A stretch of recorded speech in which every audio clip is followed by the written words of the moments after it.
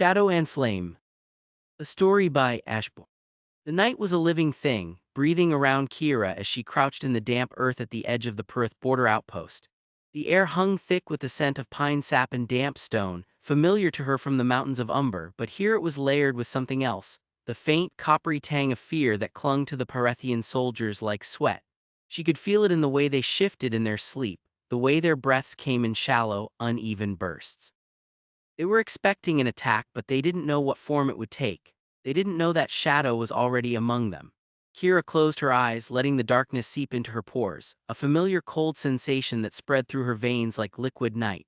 The world dissolved at the edges, becoming indistinct, then sharpened again in shades of gray and black. The shadows around her deepened, thickening like water until she could feel their pressure against her skin, cool and yielding. She took a breath and the darkness responded, flowing into her mouth, her nose, her lungs until she was one with the night.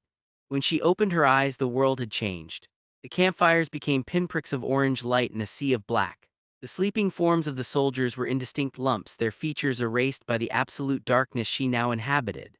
She was a ghost, a whisper on the wind, unseen and unheard. This was her element, her home away from home. In the mountains of Umber, the sun rarely broke through the clouds for more than an hour at a time. But here in Pyrethian, the days were blinding, the nights a brief respite from the oppressive light. She had learned to cherish these hours, to make the darkness her own. She moved forward, her steps soundless, her form indistinguishable from the shadows themselves. The Pyrethian sentries patrolled the perimeter, their torches casting long, dancing shadows that seemed to reach for her like grasping fingers. Kira flowed between them, letting the darkness swallow her form whenever one passed too close. It was a dance she had perfected over years of training, a ballet of stealth and precision. The outpost was small, just a handful of buildings clustered around a central watchtower. Kira's target was the command tent, where the reports detailing troop movements and supply lines were kept. She slipped through the canvas flap like smoke, her presence so utterly unremarkable that the sleeping guard inside didn't stir as she passed him. Inside, the air was thick with the smell of parchment, ink, and stale sweat. Kira let her eyes adjust to the dim light filtering through the tent flap, then moved silently to the large table in the center. The reports were laid out in neat stacks, each one sealed with the wax emblem of the Pyrethian military. Kira ran her fingers over the seals, feeling the rough texture beneath her touch. She didn't need to see them to know what they contained: maps, troop counts, supply routes. All the information Umber needed to turn this outpost into another Pyrethian failure. With practiced efficiency, she selected the most important reports, slipping them into a waterproof pouch at her belt. As she worked, her fingers brushed against a loose floorboard and a memory surfaced, unbidden, of her father showing her how to hide things in the hollow spaces beneath the floorboards of their home in the Umber Mountains.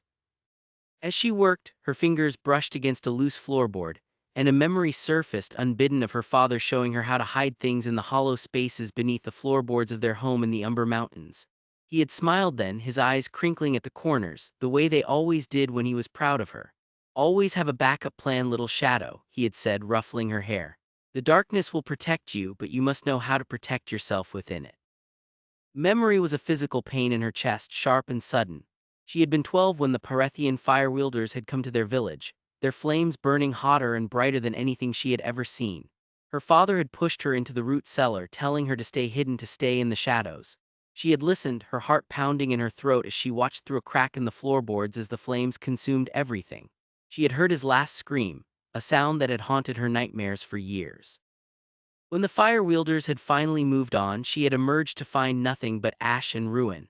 Her father was gone, her mother broken in spirit, their home reduced to charcoal and memory. Kira shook her head, pushing the memory away. There was no time for sentimentality now. The mission came first, always.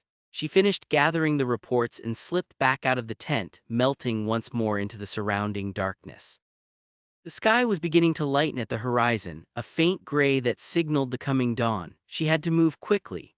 Back at the edge of the outpost, she paused, looking back at the sleeping camp. A part of her wanted to stay, to watch as the sun rose and the Pyrethian soldiers woke to find their secrets gone.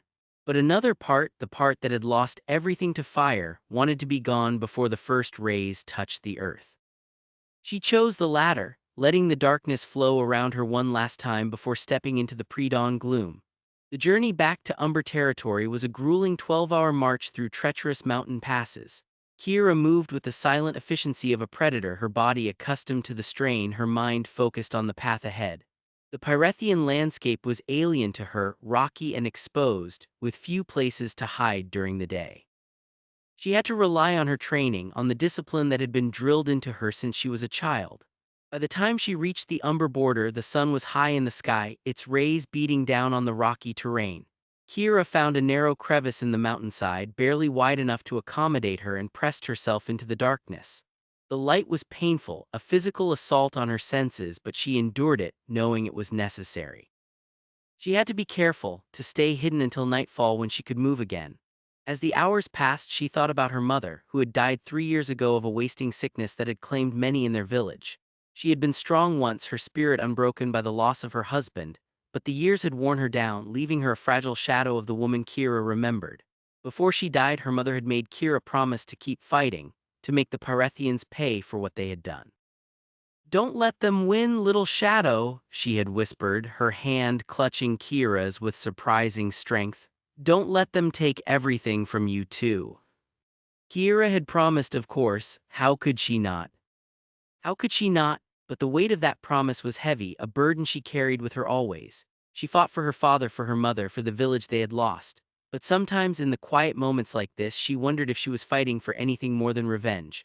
Night finally fell and Kira emerged from her hiding place, the darkness a welcome embrace. She moved quickly now, the familiar terrain of Umber surrounding her, the cold mountain air a balm to her senses. By midnight she had reached the Shadow Core encampment, a hidden fortress carved into the side of a mountain, accessible only to those who knew how to walk through shadow. The camp was bustling with activity, soldiers moving between tents, the smell of wood smoke and roasted meat hanging in the air. Kira made her way to the command tent, her steps silent, her presence unremarkable. The duty officer, a man named Dren, looked up as she entered, his face breaking into a rare smile. "Well, well," he said, his voice a low rumble. "If it isn't our favorite ghost, did you find anything interesting?" Kira slid the pouch of reports onto the table. "Everything they have on troop movements and supply routes for the next month. They're planning a push along the Western Front in 2 weeks. They think we're weakened after the battle at Blackwater Pass." Dren whistled softly, his eyes scanning the documents. "Bold of them or stupid?" "A little of both," Kira agreed. "They're underestimating us again." "Always," Dren said, shaking his head. "These fire-wielders, they think their flames make them invincible. They don't understand that shadows always return." Kira nodded, but her mind was elsewhere. She had noticed something strange during her infiltration, something that had bothered her even then. There had been a tension in the camp, a nervous energy that went beyond the usual anticipation of battle. The soldiers had been talking in low voices, their eyes darting around as if expecting an attack from somewhere other than Umber. "What's wrong?" Dren asked, noticing her distraction. Kira hesitated, then decided to tell him. "There was something off about the camp. The soldiers were on edge, but not about us. They were afraid of something else, something in the mountains." Dren frowned. "What kind of something?" "I don't know," Kira admitted. "They kept talking about stone creatures moving through the eastern passes, scouts going missing." Dren's expression darkened. "Stone creatures, that sounds like something out of a children's story."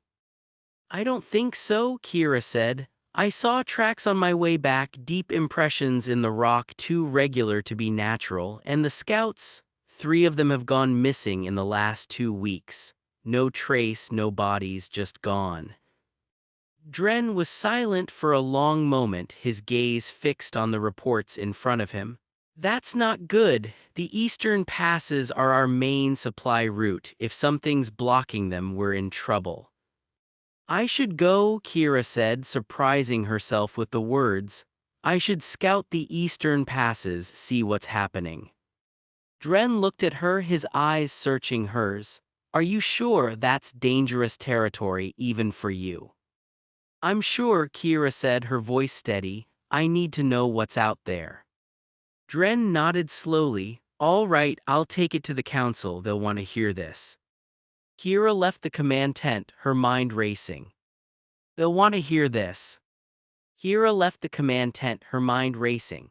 She had volunteered for the mission, but the truth was more complicated than that. She had to know what was happening in the eastern passes.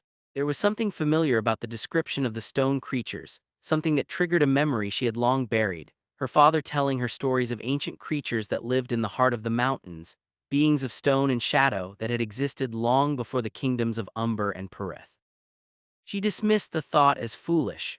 There were no such things, only stories parents told to frighten their children. But still the curiosity gnawed at her, a persistent itch she couldn't ignore. That night, as the camp settled down for the night, Kira found herself sitting alone at the edge of the encampment, her back against a cold, moss-covered boulder. The stars above were brilliant in the clear mountain sky, pinpricks of light in the vast darkness. She closed her eyes, letting the familiar cold of the Umber night seep into her bones. Her thoughts drifted to her father, as they often did. She remembered his hands, strong and calloused from years of working with stone, teaching her how to read the mountains like a book. She remembered his laugh, deep and rumbling, that would echo through their small home. She remembered the way he had looked at her with a pride that had made her feel invincible. And then she remembered the fire. The way it had consumed everything, leaving nothing but ash and memory. The way it had taken her father from her, leaving a hole in her life that nothing had been able to fill. She had dedicated her life to fighting the Pyrethians, to making them pay for what they had done.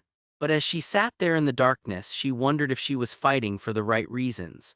Was she fighting for justice, or was she fighting for revenge? Was she fighting to protect her kingdom, or was she fighting to satisfy a hunger that had been burning inside her for 12 years? The questions swirled in her mind, unanswered and unsettling. She had always been so certain of her path, so sure of her purpose. But now, for the first time, she wasn't sure anymore. She opened her eyes, staring up at the stars. The darkness was her ally, her comfort, her home. But it was also a prison, a cage of her own making. She had let the shadows become everything to her, had let them consume her until there was nothing left but the mission, the fight, the endless war.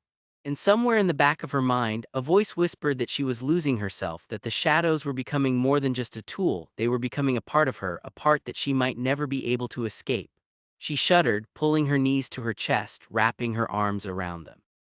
The night air was cold, but it couldn't touch the cold that had settled in her chest, a cold that had nothing to do with the mountains and everything to do with the fire that had taken everything from her. She had to know what was happening in the eastern passes, not just for her kingdom but for herself. She had to confront whatever was out there, had to face the unknown, because for the first time in her life she wasn't sure if she was strong enough to carry the weight of her past alone. The thought was terrifying, but it was also freeing. For so long she had been alone in her grief, in her anger, in her fight. For so long she had been alone in her grief, in her anger, in her fight. But now, as she sat there in the darkness, she realized that she didn't have to be. There was more to her than just the shadows, more to her than just the warrior. There was a person beneath the armor, a heart beneath the discipline. And that person was afraid. Afraid of what she might find in the eastern passes, afraid of what she might discover about herself, afraid that the fire had taken more from her than she had ever realized. But fear was a familiar companion. She had lived with it for 12 years, had let it shape her, had let it drive her.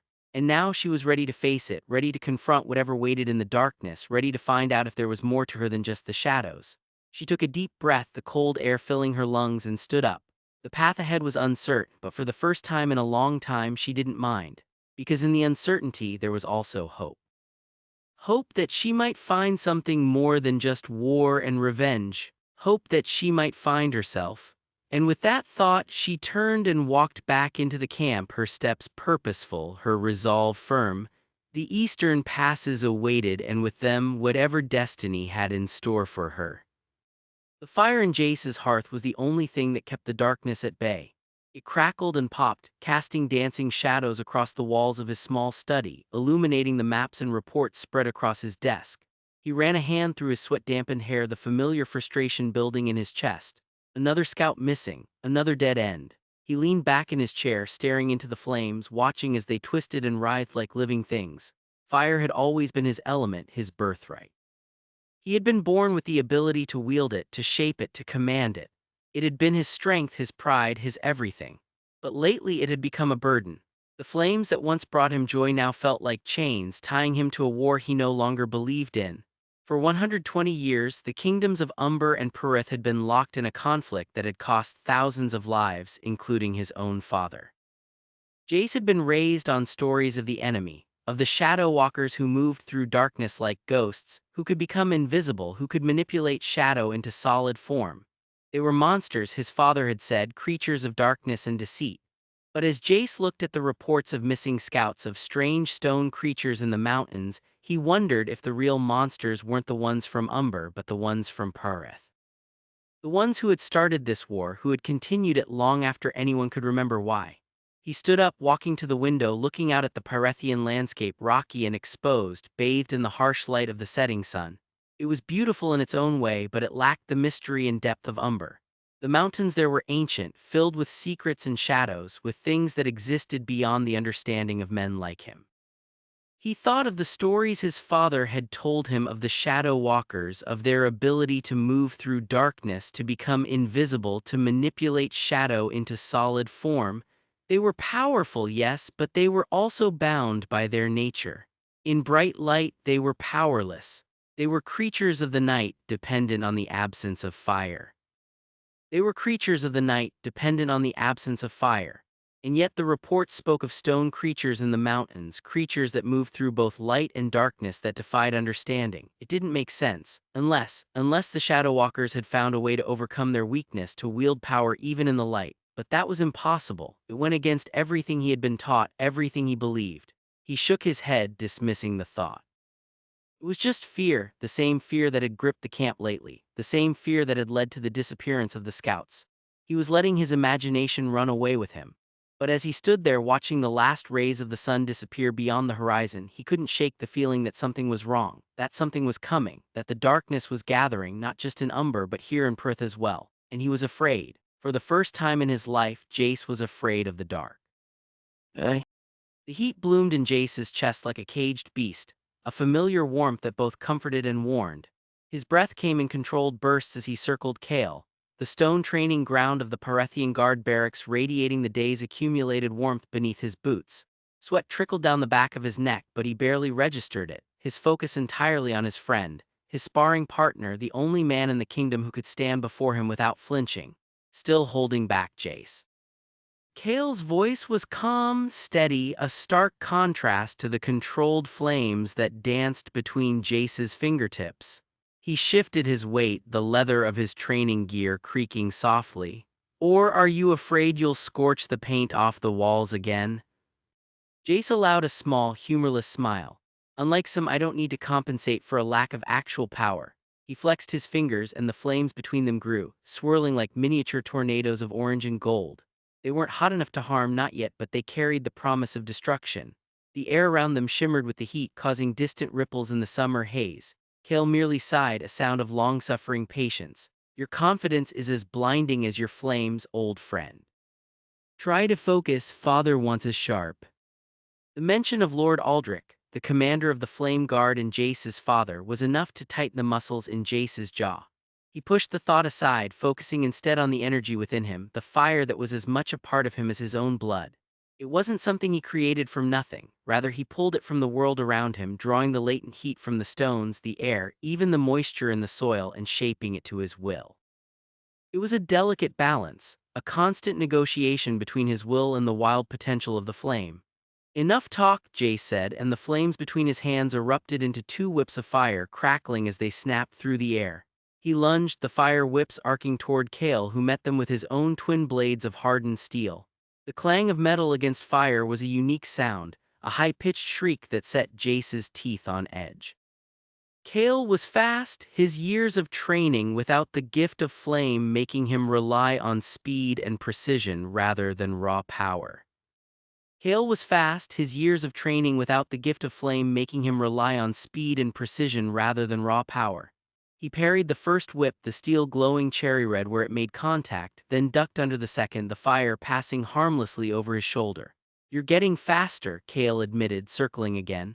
"But your control is sloppy. You're letting the fire dictate the shape instead of forcing it to yours." Jace grunted, frustration mounting. He poured more of his will into the flames, feeling the familiar burn in his chest as he drew more heat from the environment. The air grew noticeably hotter, the stones beneath their feet beginning to glow faintly. The fire whips thickened, their movements becoming more deliberate, more controlled. Better, Kale said, but his tone was wary now, but still predictable. He dropped low, sweeping his legs out in a move that would have felled any normal opponent. Jace reacted instinctively, jumping back, but not before Kale's blade sliced through the air where his leg had been. The fire whip lashed out in retaliation, this time aimed not at Kale but at the ground between them.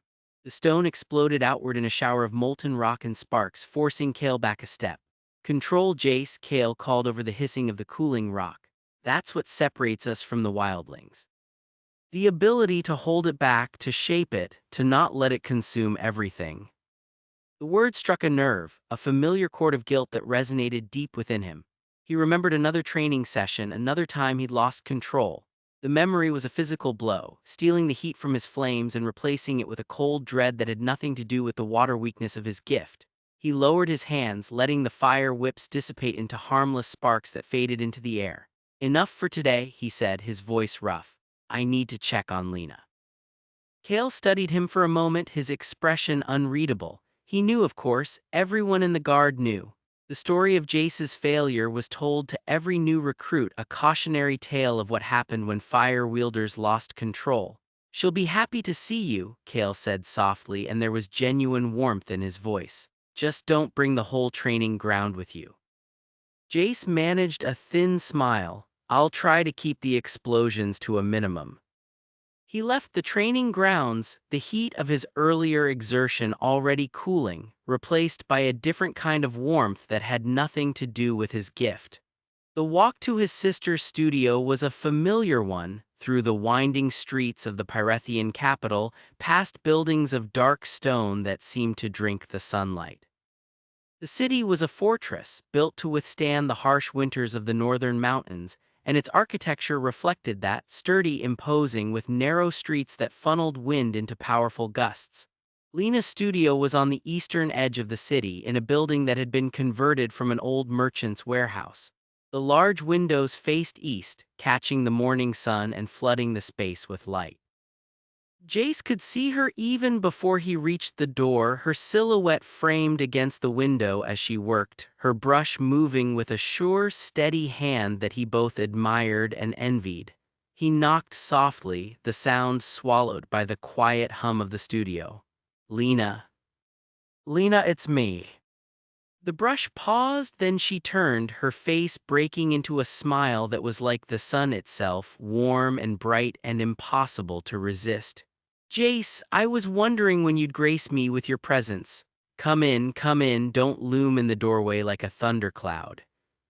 He entered and the scent of paint and turpentine washed over him, a familiar comfort that was as much a part of her studio as the light. The room was filled with canvases of various sizes, most of them half-finished, their surfaces alive with color, blues of the sky, greens of the forest, the fiery oranges and reds of the Pyrethian sunset. Lena was an artist, her gift a different kind of magic, one that captured the world on canvas instead of commanding its elements. "You're working on the mountain range again," Jace said, nodding toward a large canvas in the center of the room.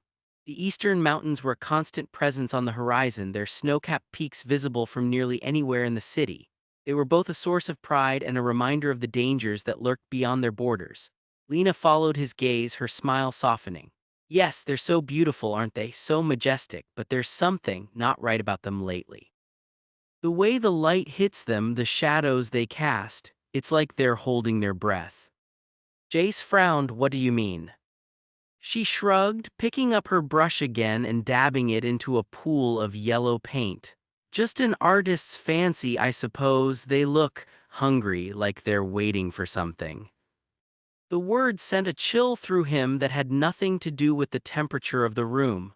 "Hungry?" he repeated, his voice tighter than he intended. Lena looked at him, her eyes clear and direct, the same warm brown as his own. "Don't look like that, Jace. It's nothing, just the play of light and shadow. You see too much meaning in everything." He forced himself to relax, to smile, to be the brother she deserved instead of the burden she'd been given. "And you see too little. That's why you're the artist and I'm the guard." She laughed, a sound like wind chimes, and turned back to her canvas. "Come sit, tell me about training. Was Kale giving you trouble again?" He settled onto a stool near her easel, watching her work. The brush moved with an economy of motion that he envied, each stroke deliberate and sure. It was the opposite of his own gift, which required so much raw power and energy. He says I'm losing control, Jace admitted, the words tasting like ash in his mouth. That I'm letting the fire dictate my movements instead of the other way around. Lena paused, her brush hovering over the canvas. Do you think he's right? He didn't answer, couldn't answer. The question was too close to the truth, too close to the memory that haunted his every waking moment. Instead, he changed the subject. How are your arms? The question was a familiar dance, one they'd performed many times before. Lena's smile didn't falter, but her eyes did just for a moment. They flickered down to her forearms, where the sleeves of her dress were pushed up to her elbows. The skin beneath was smooth, pale, but anyone who looked closely could see the faint, silvery lines that traced their way up her arms, scars from the fire that had taken her so long to heal. They're fine, Jace, she said, her voice gentle but firm. Really? You don't need to ask every time. But I do, he insisted, his own voice rough. You don't need to ask every time. But I do, he insisted, his own voice rough. Because I need to remember, I need to never forget what I did. Lena put her brush down completely and turned to face him fully, her expression serious. You didn't do anything, Jace. It was an accident. A terrible, horrible accident, but an accident nonetheless. You were 16, barely more than a boy, and the fire was new to you. You were learning just like everyone else. I was supposed to be in control, he said, the words torn from him.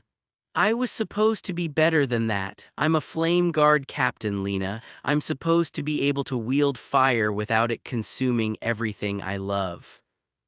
She reached out and placed her hand over his, her fingers cool and steady against his skin.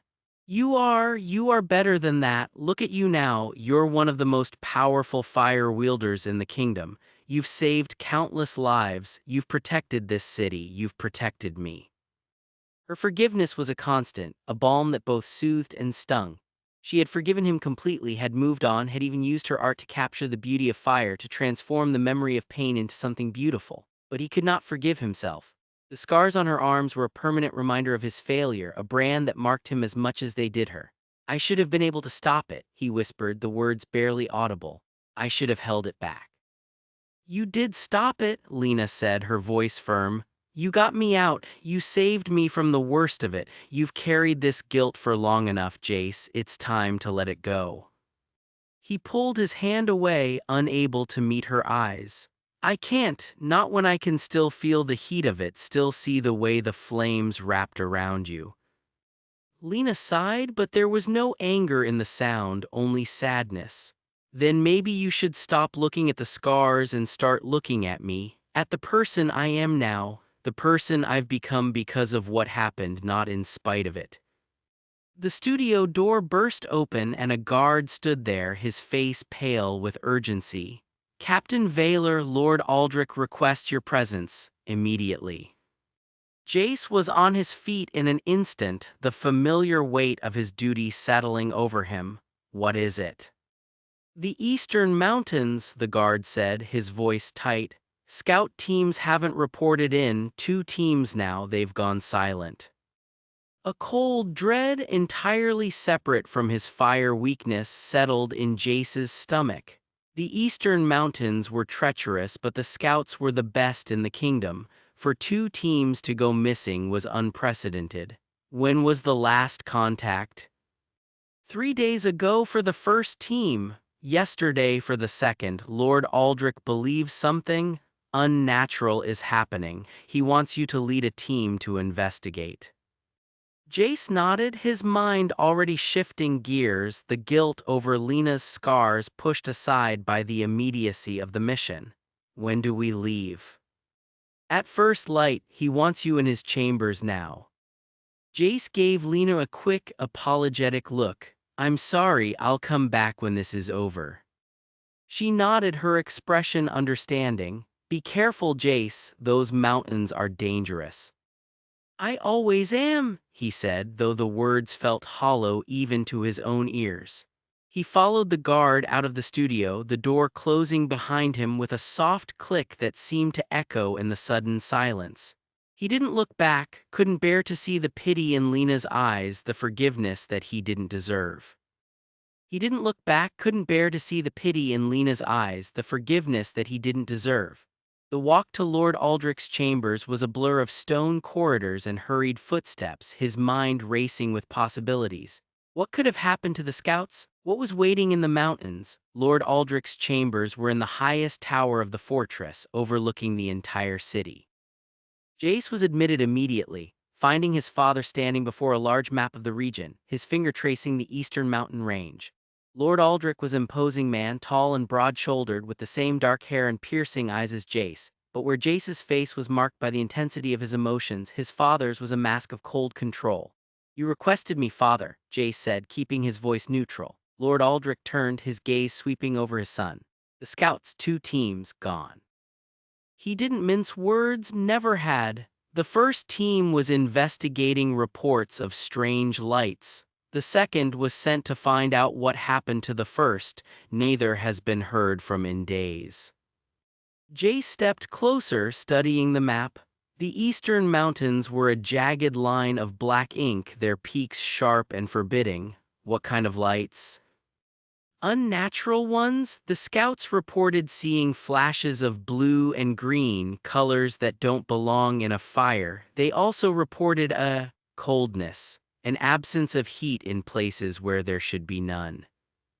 Jace frowned. That didn't make sense. Fire was heat, the absence of which was anathema to his kind. What could cause that?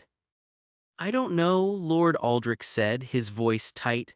"That's why you're going. Take Kale and a dozen of your best men. Find out what happened to the scouts. If there's a threat, neutralize it. If there's something new out there, I need to know what it is and how to counter it." Jace nodded. "How many men?" "Enough to handle whatever you find. But remember, Jace, this is a reconnaissance mission, not a war. Don't get reckless. Don't get anyone killed, especially yourself." The last was said with such emphasis that Jace had to wonder if it was a genuine concern or a veiled criticism of his past impulsiveness. "I understand, father." "Good, you leave at first light, be ready." Jace saluted, a sharp military gesture, and turned to leave. As he reached the door, Lord Aldrich's voice stopped him. "Jace." He paused, turning back. "Yes, father." Lord Aldrich studied him for a long moment, his expression unreadable. "Just be careful. The mountains have a way of changing people, of taking things from them." The words were cryptic, but they sent a chill down Jace's spine that had nothing to do with the cold spots the scouts had reported. He nodded again, this time without speaking, and left the chambers, the weight of his father's words settling heavily on his shoulders. The rest of the day was a flurry of activity. Jace gathered his gear, his flame-resistant armor, his sword, the specialized tools of a flame guard scout. He checked his weapons, ensured his fire-wielding was at its peak, and reviewed the maps of the eastern mountains with Kale and the men who would accompany them. The mood was tense, a mixture of apprehension and determination. They were the best, the elite of the Pyrethian guard, and they knew it. But the eastern mountains had a reputation for swallowing men whole, and the disappearance of 2 full scout teams was enough to give even the bravest warrior pause. But the eastern mountains had a reputation for swallowing men whole, and the disappearance of 2 full scout teams was enough to give even the bravest warrior pause. That evening, Jace found himself back on the rooftop of the guard barracks, the city spread out below him like a carpet of stone and flame. The torches that lined the streets burned with steady orange light, their flames controlled and predictable. Jace watched them, his mind still on the conversation with his father, on the mystery of the eastern mountains, on the memory of Lena's scars. He closed his eyes, focusing on the fire within him, the heat that was as much a part of him as his own breath. He pulled it forth not as a weapon or a tool, but simply as an extension of his will. Small flames danced in his palms, miniature suns that cast flickering shadows on the rooftop. They were beautiful in a way, these flames, controlled, contained, harmless. They didn't burn, didn't destroy, simply existed, a testament to his power and his control, or so he told himself. He thought of Lena's scars, the way the light caught on the silvery lines on her arms. He thought of the way she flinched sometimes when he lost his temper, even though she insisted she didn't. He thought of the guilt that was a constant companion, a shadow that followed him wherever he went. He had promised her, that he would never lose control again, that he would master his gift until it was as much a part of him as his own hands. But the fear was always there, the fear that one day the fire would win, that it would consume everything he loved. It was a fear that gnawed at him, a constant reminder of his failure, of the price of his power. He opened his eyes, looking east, toward the mountains that loomed on the horizon. The sun had set, painting the sky in hues of orange and purple, but the peaks were dark, menacing against the fading light. He thought of the strange lights the scouts had reported, the unnatural colors, the cold spots. What could cause such things? What kind of magic or creature could exist in a place that should be the domain of fire? He focused his gaze, trying to see beyond the distance, to pierce the darkness that shrouded the mountains. And then he saw it, a flash, not of orange or red, but of blue. A brilliant, unnatural blue that lit up. The air in the Thornwall Mountains tasted of pine resin and damp earth, a flavor Kira had come to associate with both danger and home. As a shadow walker of the Umbral Court, she thrived in places like this, where the trees grew thick enough to swallow the light, where the shadows pooled deep enough to hide armies. Her black leather armor clung to her like a second skin, the enchanted material absorbing moonlight rather than reflecting it, making her little more than a moving hole in the night. The hood of her cloak was pulled low, though there was no one to see her face. Not here, not in this no-man's land claimed by neither Pyrethian nor Umbral. She moved with practiced silence, her boots barely disturbing the carpet of fallen needles. The forest pressed in on all sides, ancient oaks and towering pines whose branches tangled overhead into a canopy so thick that even at midday, the forest floor remained in perpetual twilight.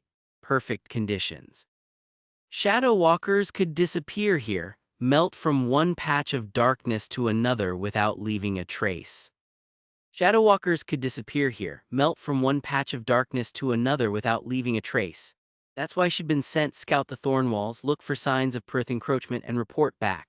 Simple, except nothing in these mountains was ever simple. A week she'd been tracking, moving deeper with each passing day, her senses stretched taut as a bowstring. The Pyrethian were fire-wielders, their magic all about heat and light, the exact opposite of her own shadow magic.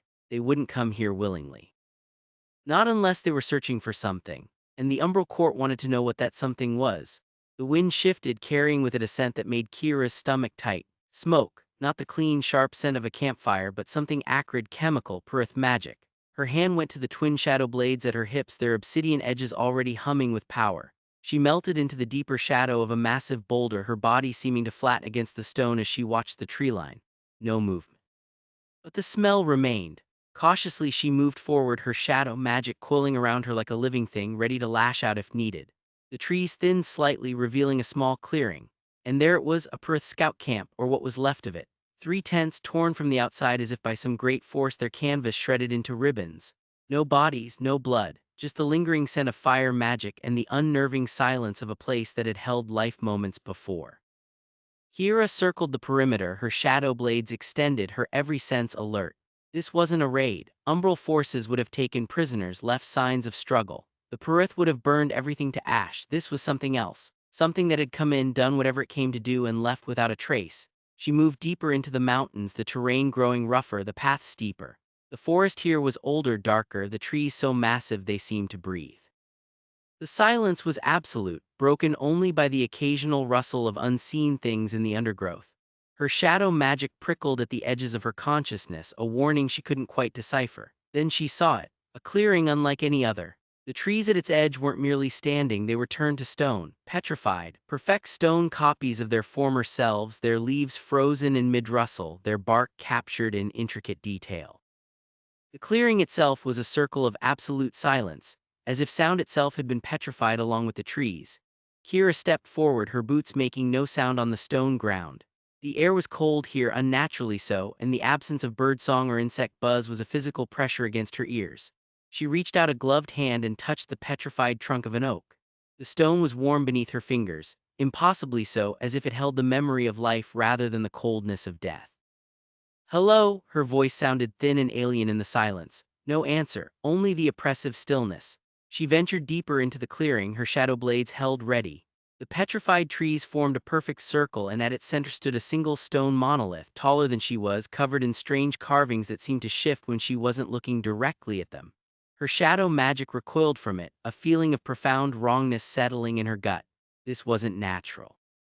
This wasn't natural. Nothing in this world turned living trees to stone without leaving a trace of magic, and she couldn't sense any. It was as if the transformation had happened without magical intervention, which was impossible. A sound behind her, not the crunch of footsteps on stone, but a grinding, scraping sound like stone on stone. Kira spun around, her shadow blades flashing into existence in her hands, their edges gleaming with captured moonlight. It stood at the edge of the clearing, 7 feet tall at least, a humanoid figure carved from the same stone as the trees. Featureless, smooth, with no discernible face or clothing, just the rough-hewn shape of a man. Its joints moved with mechanical precision, and in its hands it held a massive stone hammer that looked heavy enough to crush a horse. Kira's blood ran cold. This wasn't Perth magic. This wasn't anything she'd ever encountered. She raised her blades, the shadows around her deepening, thickening. "What are you?" she demanded, though she knew it couldn't answer. The stone soldier took a step forward, its movement silent despite its size, then another, and another. It didn't seem to notice her, or if it did, it didn't care. It was heading for the monolith. "Hey," Kira called, stepping into its path, "I'm talking to you." The soldier stopped, its head tilting at an impossible angle. Then slowly it raised its hammer. Kira didn't hesitate. She lunged, her shadow blade striking at its chest, expecting to shatter stone or at least find a weakness. The blades passed right through it as if it were smoke. No impact, no resistance, just the sensation of cutting through empty air. The soldier didn't even react, as if she hadn't attacked at all. Frustration warred with fear in Kira's chest. She attacked again, this time aiming for its legs, trying to bring it down.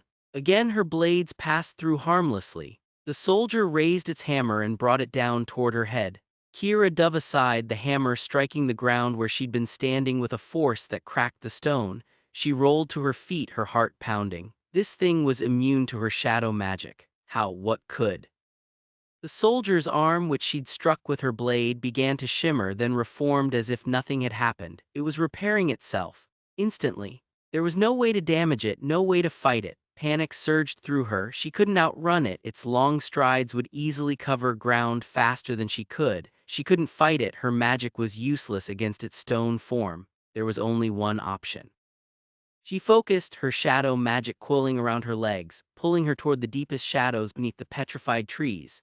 She took a running leap, diving into the darkness, her body dissolving into shadow just as the stone soldier's hammer came crashing down where she'd been standing.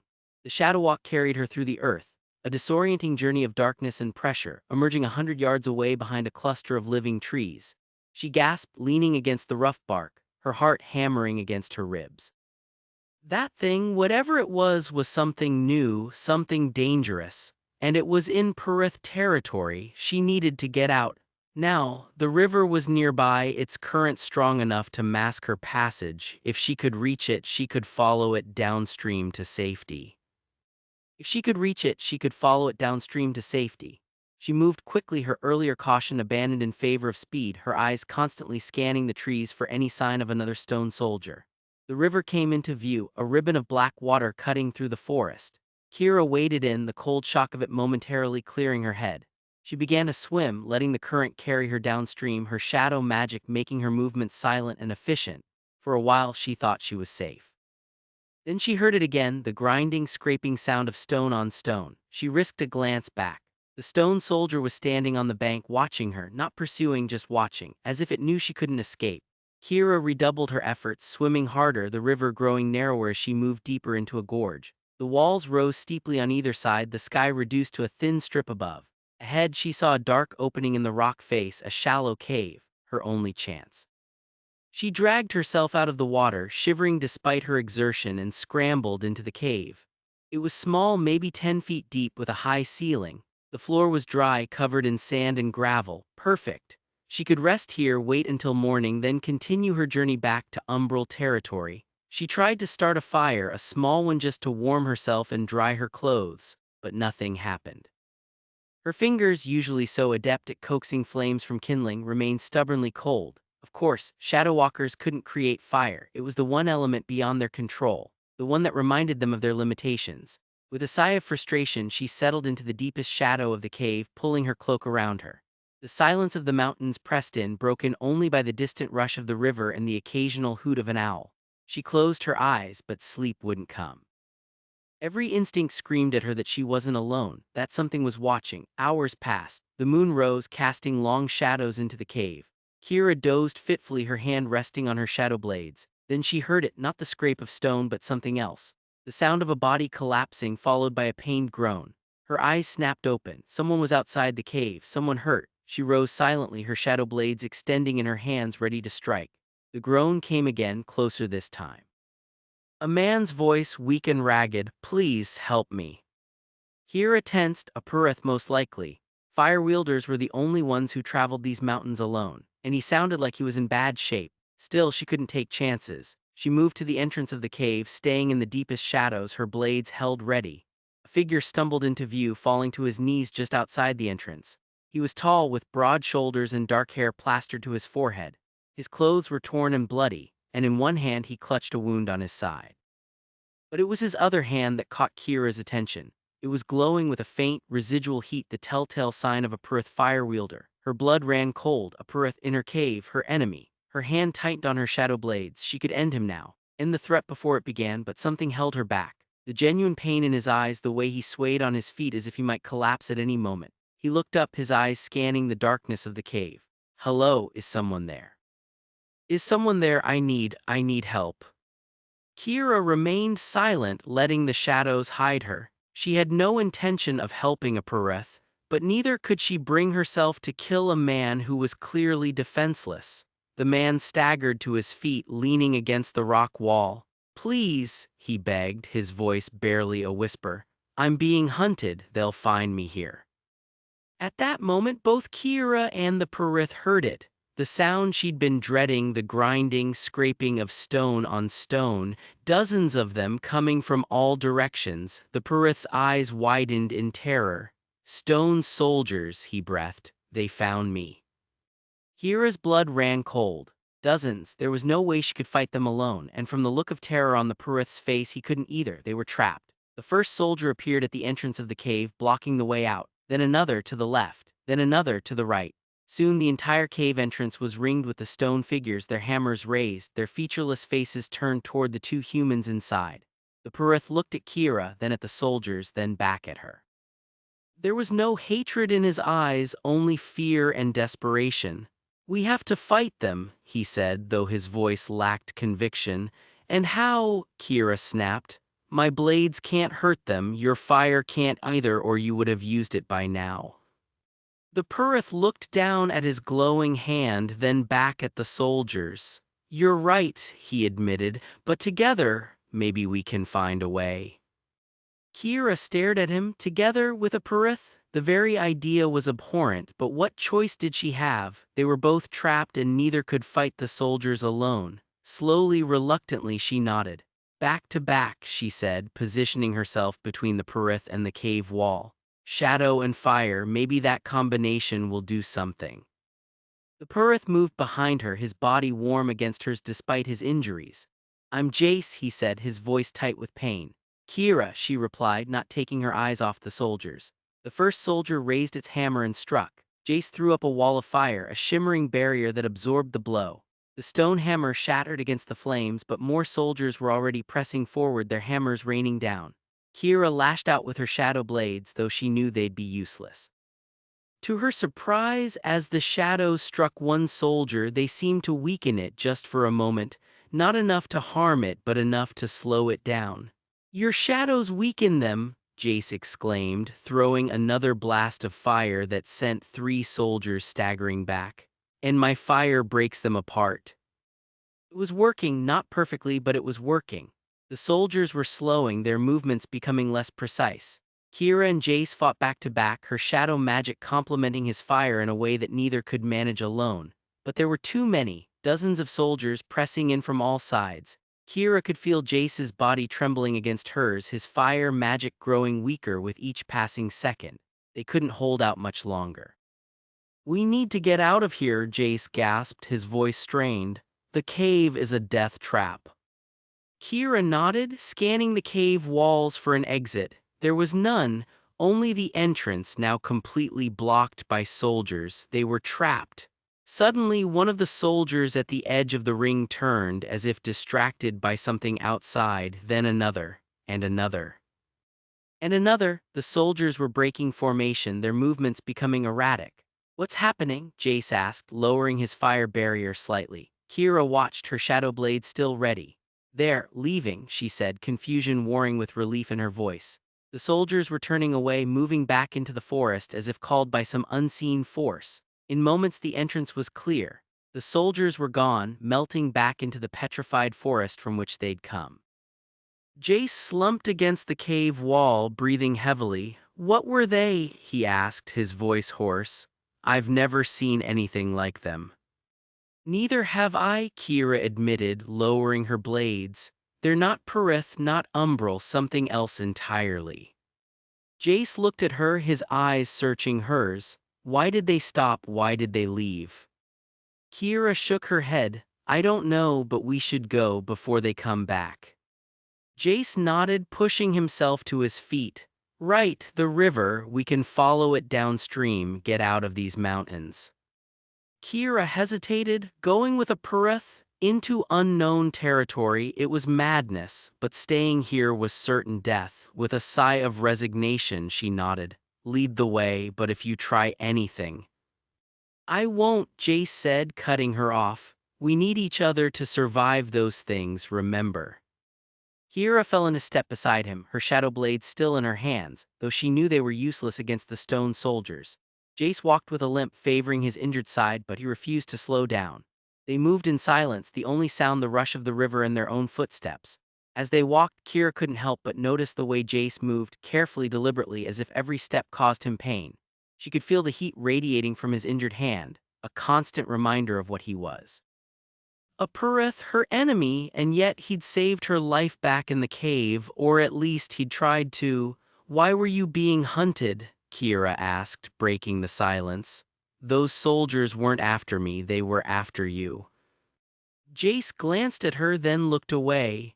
"I don't know exactly. I was part of a Pyrethian scouting party. We were looking for something in these mountains, something ancient. Then the soldiers attacked. Everyone else.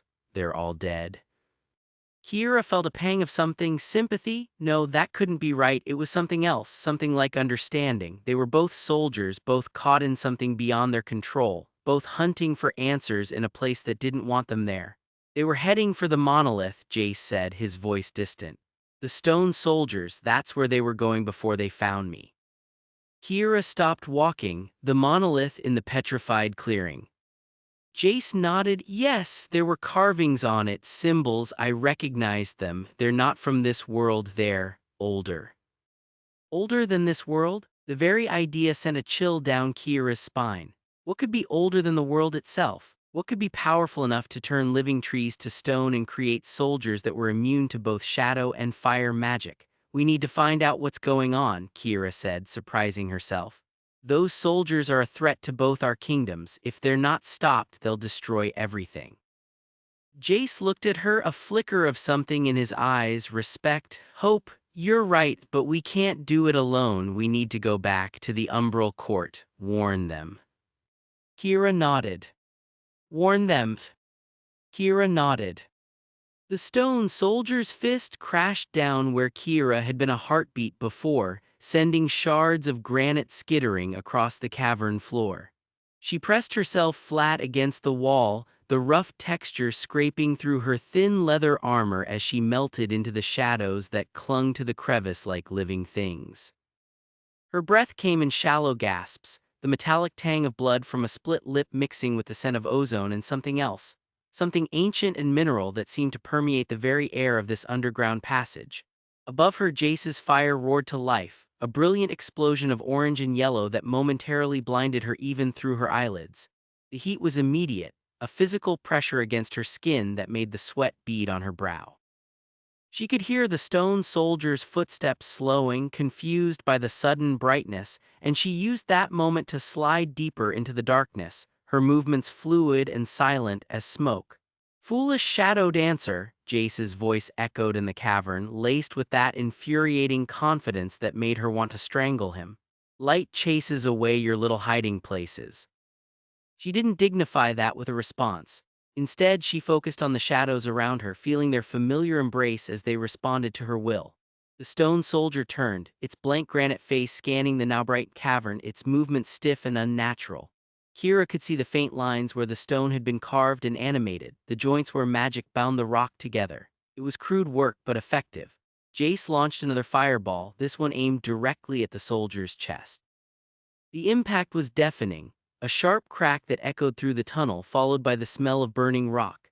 Kira flinched at the sound, her shadow walking momentarily disrupted by the violent eruption of light and sound. The soldier staggered back, a network of fine cracks spreading across its chest where the fire had struck. Interesting, Kira thought, watching as the heat seemed to make the stone expand, creating stress fractures in the magically animated construct. Jace's fire wasn't just destructive, it was destabilizing. The heat expanded the stone, creating weaknesses that might otherwise not exist. Before she could act on this realization, the stone recovered, its magical bindings knitting the cracks closed almost instantly. It turned its attention back to Jace, who was already conjuring another spell, his hands moving in the complex patterns she'd seen him use a dozen times before. The fire building between his palms cast dancing shadows that made it difficult to track his exact movements. Kira took advantage of the distraction. She flowed from her hiding place, not toward the soldier but toward a cluster of smaller rocks near the tunnel wall. As she passed them, she extended her will, deepening the shadows beneath them until they seemed to drink the light from Jace's flames. The shadows pooled, thick and heavy, and then she directed them toward the cracks in the soldier's chest. The shadows seeped into the fractures, not burning like Jace's fire but insinuating themselves into every microscopic crack. For a moment nothing happened. Then, with a sound like breaking glass, the stone soldier's chest exploded outward in a shower of granite shards.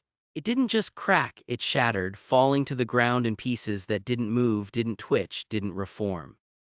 It didn't just crack, it shattered, falling to the ground in pieces that didn't move, didn't twitch, didn't reform. Silence fell over the cavern, broken only by the crackling of Jace's remaining fire and the sound of Kira's own breathing.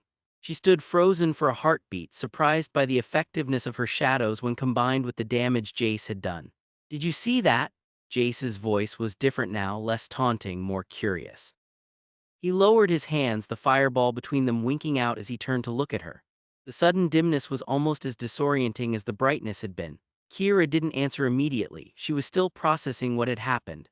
The stone soldier had been destroyed completely, not just damaged. Her shadows had finished what Jace's fire had started. "Your fire cracked it," she said finally, her voice sounding unnaturally loud in the sudden quiet. "My shadows got into the cracks." Jace nodded slowly, his expression unreadable in the dim light. "Heat expands the stone," he said, "creates weaknesses the shadows can exploit." They stood there for a moment longer, the unspoken realization hanging between them that together they were more than the sum of their parts, more dangerous, more effective. Then the sound of movement from deeper in the tunnel broke the moment. More stone soldiers, their footsteps heavy and rhythmic, echoed toward them. "Back," Jace said, his voice regaining its edge. "We need to fall back." Kira didn't need to be told twice. She melted back into the shadows, following Jace as he retreated down the tunnel, his fire casting long dancing shadows that made the passage seem narrower and more threatening with each step.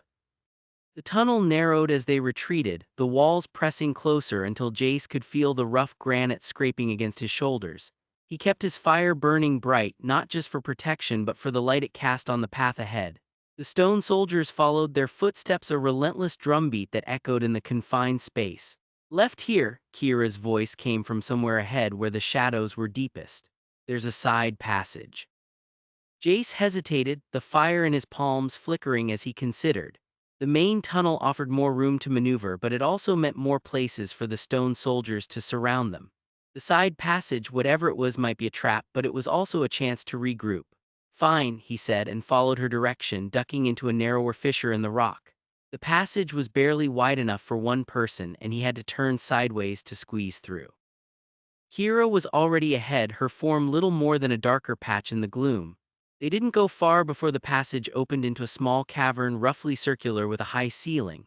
The air was still and cool, smelling of damp earth and something else, something metallic that made Jace's skin prickle. At the far end, another passage yawned, but Kira shook her head. "No," she said, "that's a dead end. This is as good as it gets."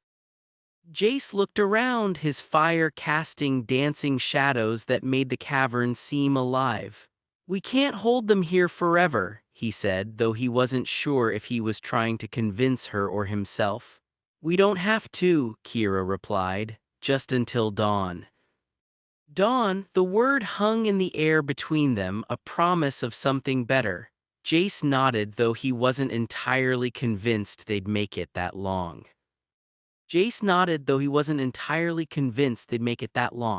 The stone soldiers were relentless and their numbers seemed endless. "Back to the entrance," he said, and they made their way back to the narrow fissure they'd entered through. The first stone soldier was already there, its granite fist pounding against the rock face where they'd just been. More followed, a line of them blocking the main tunnel. "Fire and shadow," Jace said, raising his hands. "Together." Kira nodded, and together they struck. Jace unleashed a torrent of fire that washed over the lead soldiers, their forms glowing cherry red as the heat expanded the stone. Kira's shadows flowed into the cracks, seeping into the weakened rock and causing it to splinter and break. The soldiers shattered, but more took their place, their numbers seemingly endless. "We need to fall back further," Kira said as another wave approached. "This entrance won't hold." Jace nodded, and they retreated deeper into the cavern, the stone soldiers following, their footsteps echoing in the confined space. The cavern was roughly circular, with high ceilings and rough-hewn walls. At the far end, another passage yawned, but Kira shook her head.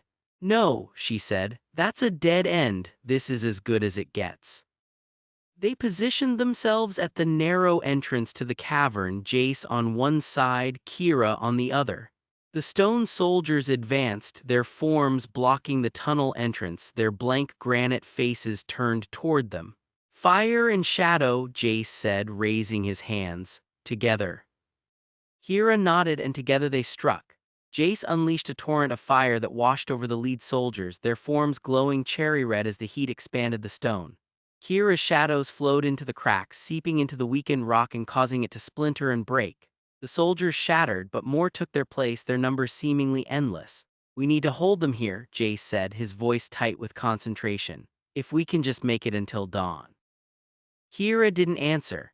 She was focused, her form a blur of motion as she directed shadows into the cracks in the stone soldiers.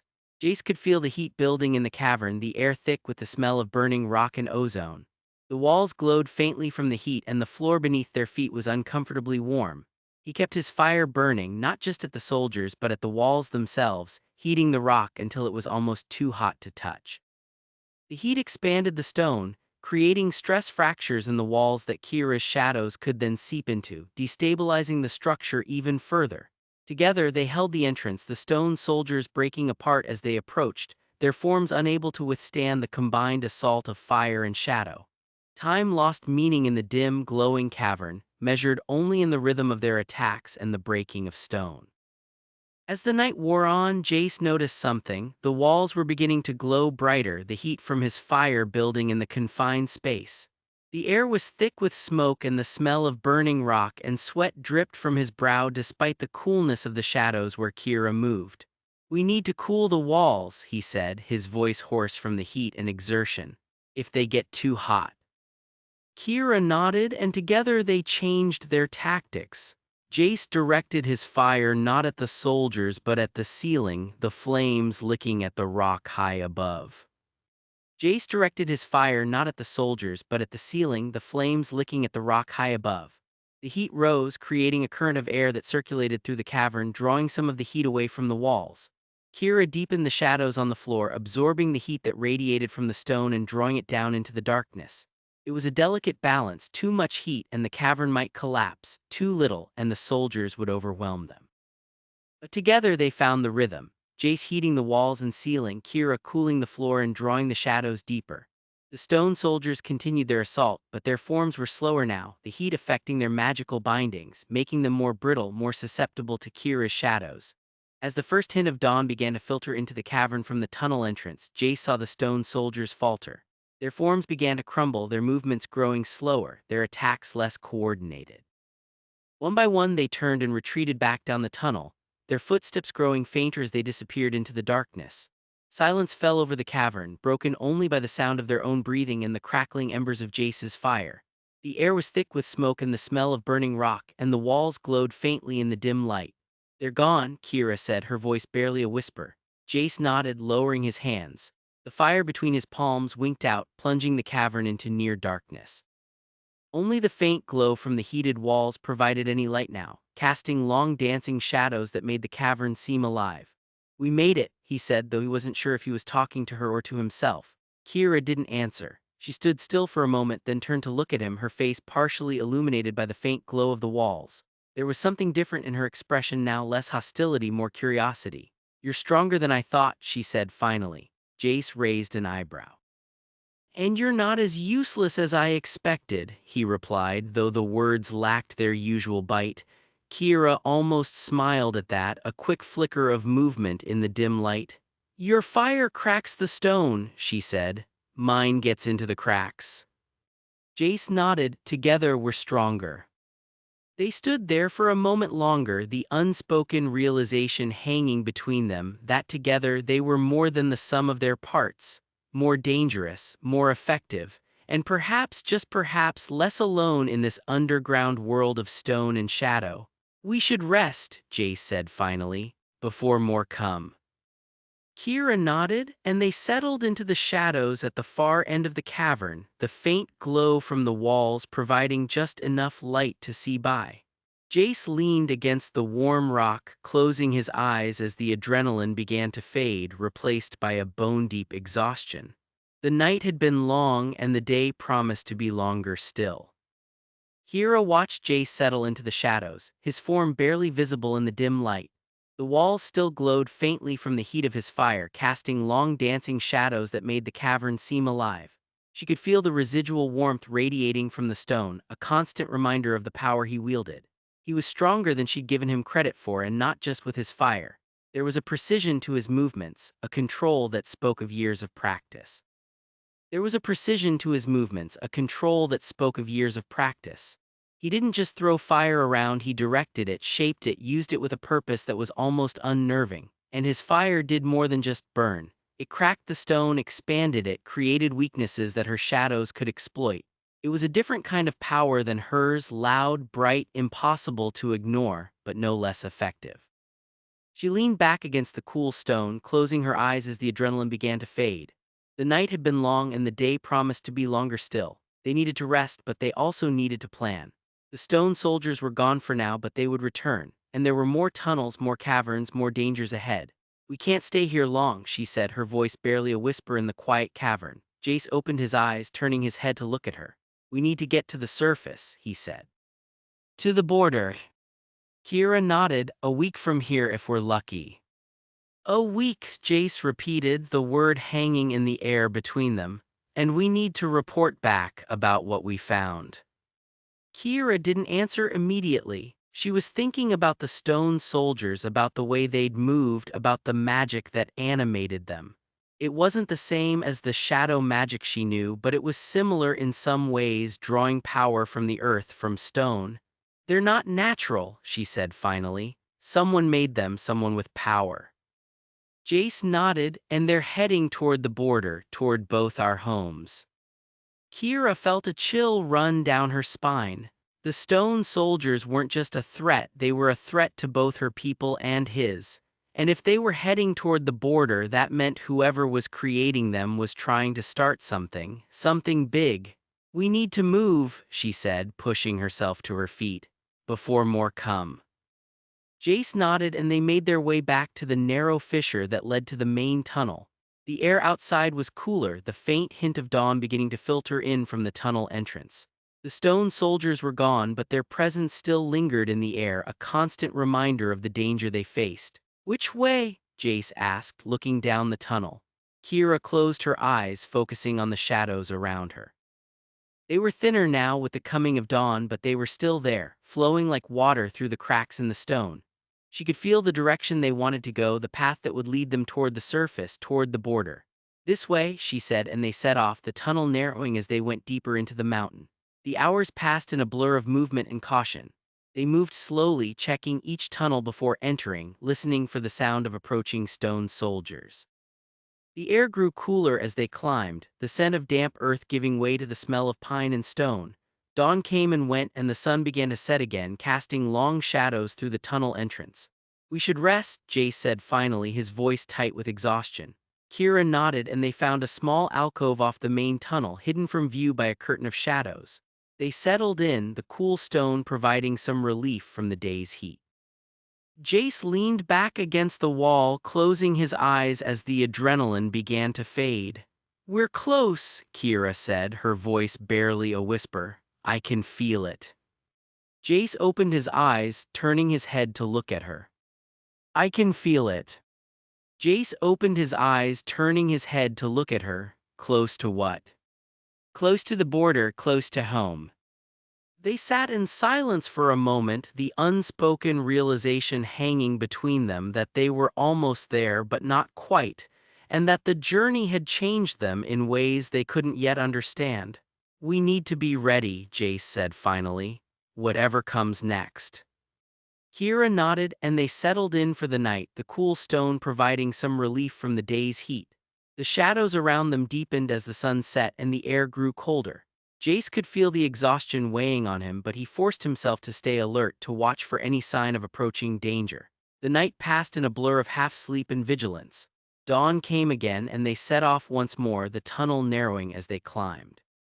The air grew cooler as they went, the scent of pine and stone mixing with the first hint of fresh air from the surface. "We're almost there," Kira said, her voice filled with a mixture of relief and apprehension. Jace nodded, and they pressed on, the tunnel opening suddenly into a small cavern with a high ceiling. At the far end, a faint glow of daylight filtered through a narrow opening in the rock. "The surface," Kira said, her voice filled with relief. They made their way toward the opening, the cool air growing fresher as they went. The opening was narrow, barely wide enough for one person to squeeze through, but beyond it Jace could see the sky, blue and clear, stretching out to infinity. "Home," he said, the word catching in his throat. Kira nodded, and they squeezed through the opening one by one, emerging into the blinding daylight of the surface world. The air was cool and fresh, smelling of pine and earth, and the sun was warm on their skin after the cool darkness of the tunnels. They stood there for a moment, blinking in the sunlight, the unspoken realization hanging between them that they had made it, that they were home, but that the journey had changed them in ways they couldn't yet understand. "We should report back," Jace said finally, breaking the silence. Kira nodded. "To our leaders." The relentless march westward had worn down Kira's patience almost as thoroughly as the rough terrain had worn down her boots.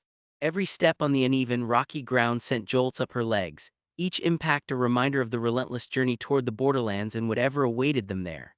Jace walked beside her, his boots making a steady, almost rhythmic crunch on the gravel path. His presence was like a constant, irritating hum in the background of her thoughts. He was humming again. That tuneless, irritating melody that seemed to emanate from him at all hours of the day and night. It wasn't a proper song, just a series of random notes strung together with no discernible pattern or purpose. To Kira, it sounded like the noise a dying bird might make. "Do you have to do that?" she snapped, not turning her head to look at him.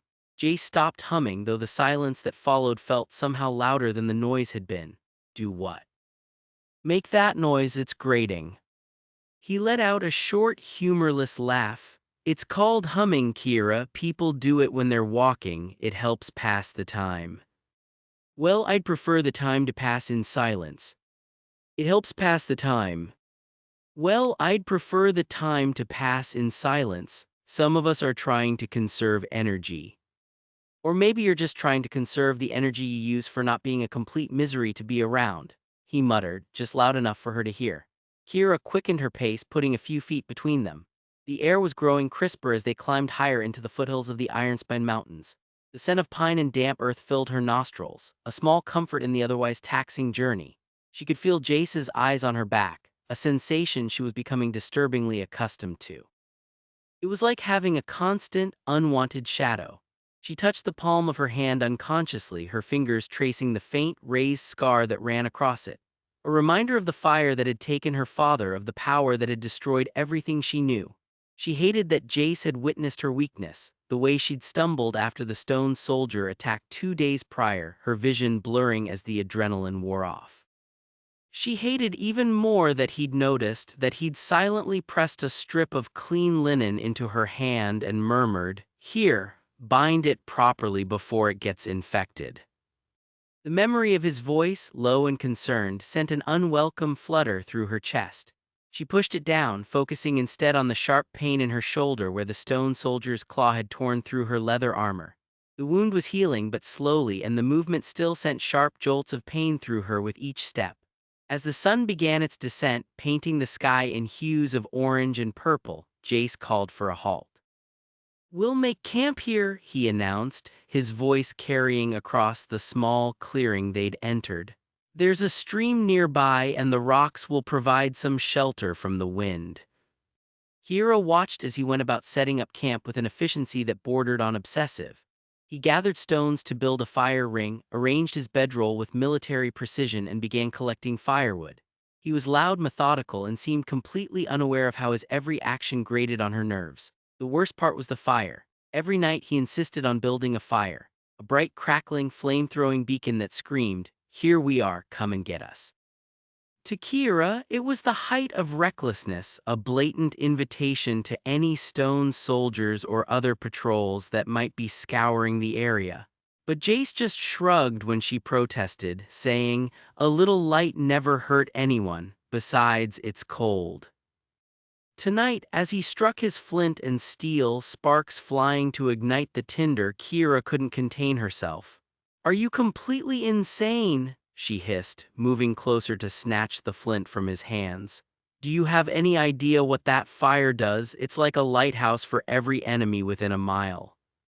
Jace pulled his hand back, his eyes flashing in the dimming light. "It's a small fire, Kira, and we're in the middle of nowhere. If you're so worried, you can take the first watch. I'll keep it low." The offer surprised her, though she'd never admit it. He was actually considering her concerns. "I will," she said stiffly, "but you'd better not let it grow."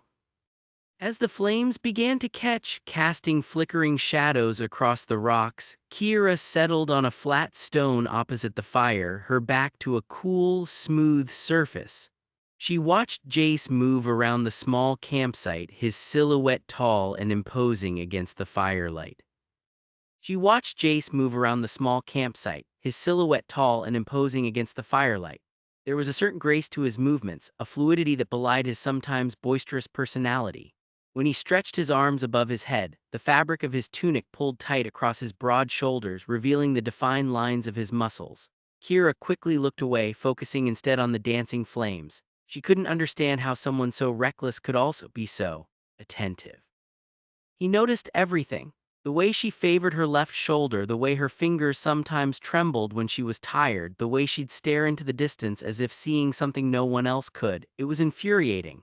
Later, as they settled in for the night, Jace gestured for her to take the spot closer to the fire. "You're still healing," he said, his voice softer than she'd heard it all day. "The warmth will help." Kira hesitated, then moved closer, feeling the heat seep into her chilled bones. She kept her distance, though, sitting on the edge of her bedroll, as far from him as she could manage while still benefiting from the fire's warmth. She watched as he settled on his own bedroll, his movements economical and precise. Even in sleep he seemed alert, his hand resting near the hilt of his dagger.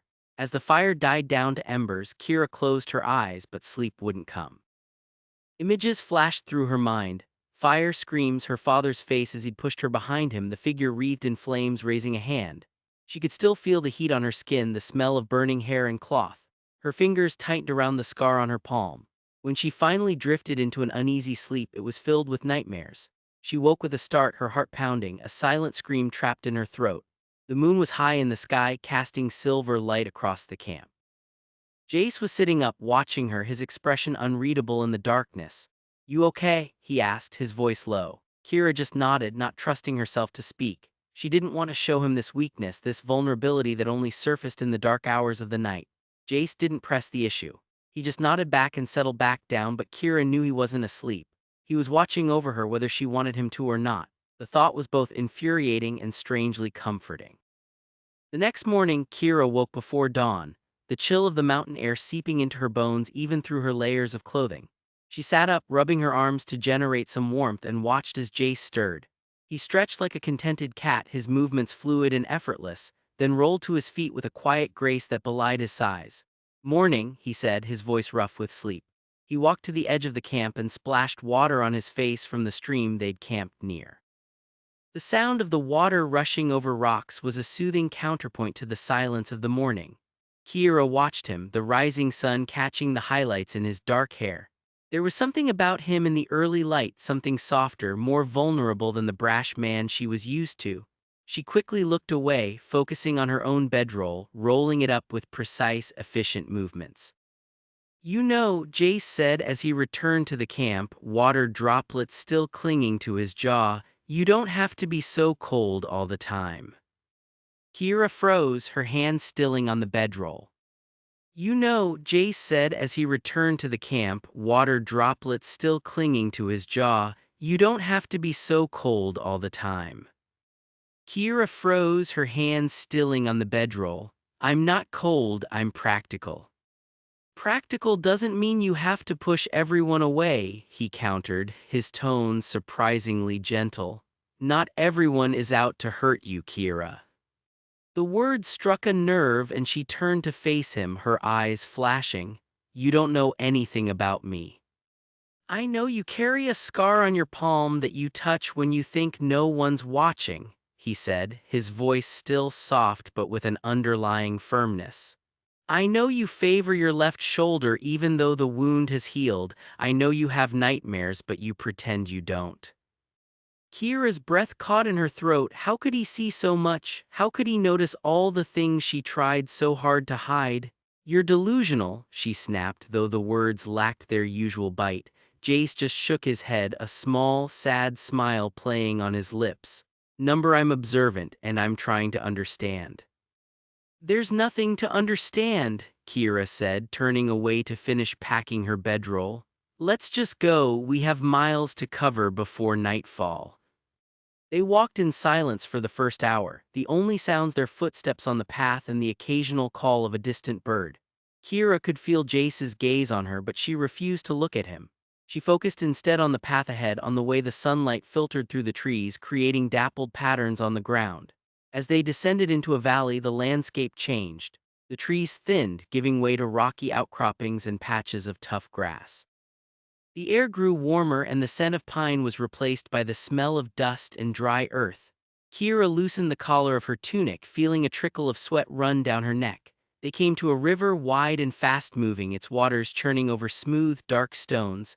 The path they'd been following ended abruptly at the riverbank. "Well, this is a problem," Jace said, peering across the rushing water. "The bridge is gone." Kira scanned the river, her eyes narrowing. "There might be a crossing point upstream," she said, pointing to where the river seemed to narrow between two large rock formations. Jace nodded. "Let's check it out." They walked along the riverbank for about half an hour before finding a spot where the river was narrower and the water seemed shallower. The current was still strong, but it looked crossable. "I'll go first," Kira said, stepping forward.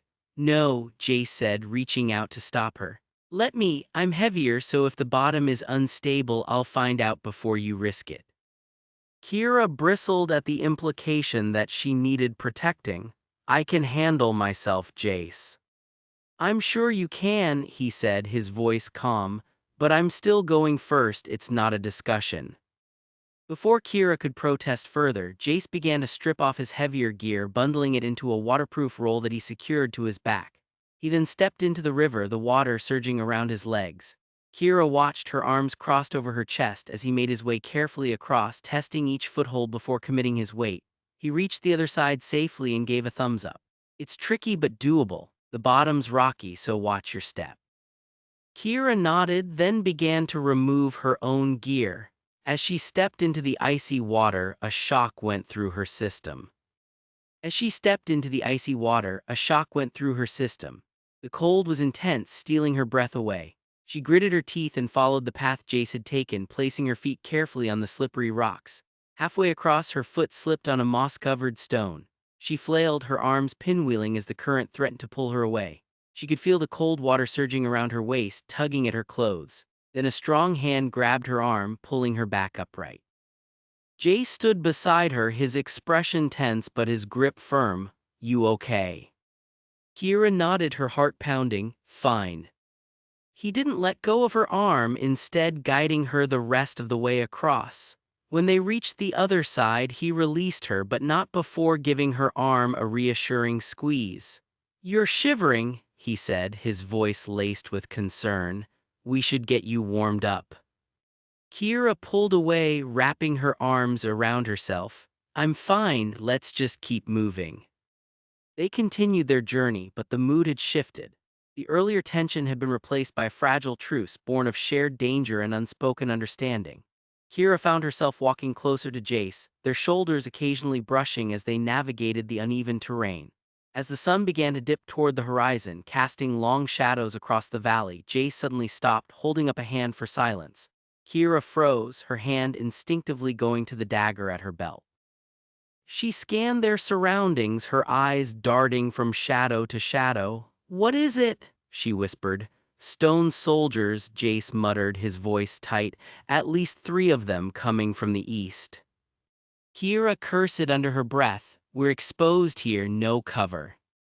We'll have to fight, Jace said, already drawing his sword. Back to back, you know the drill. Kira nodded, her mind racing.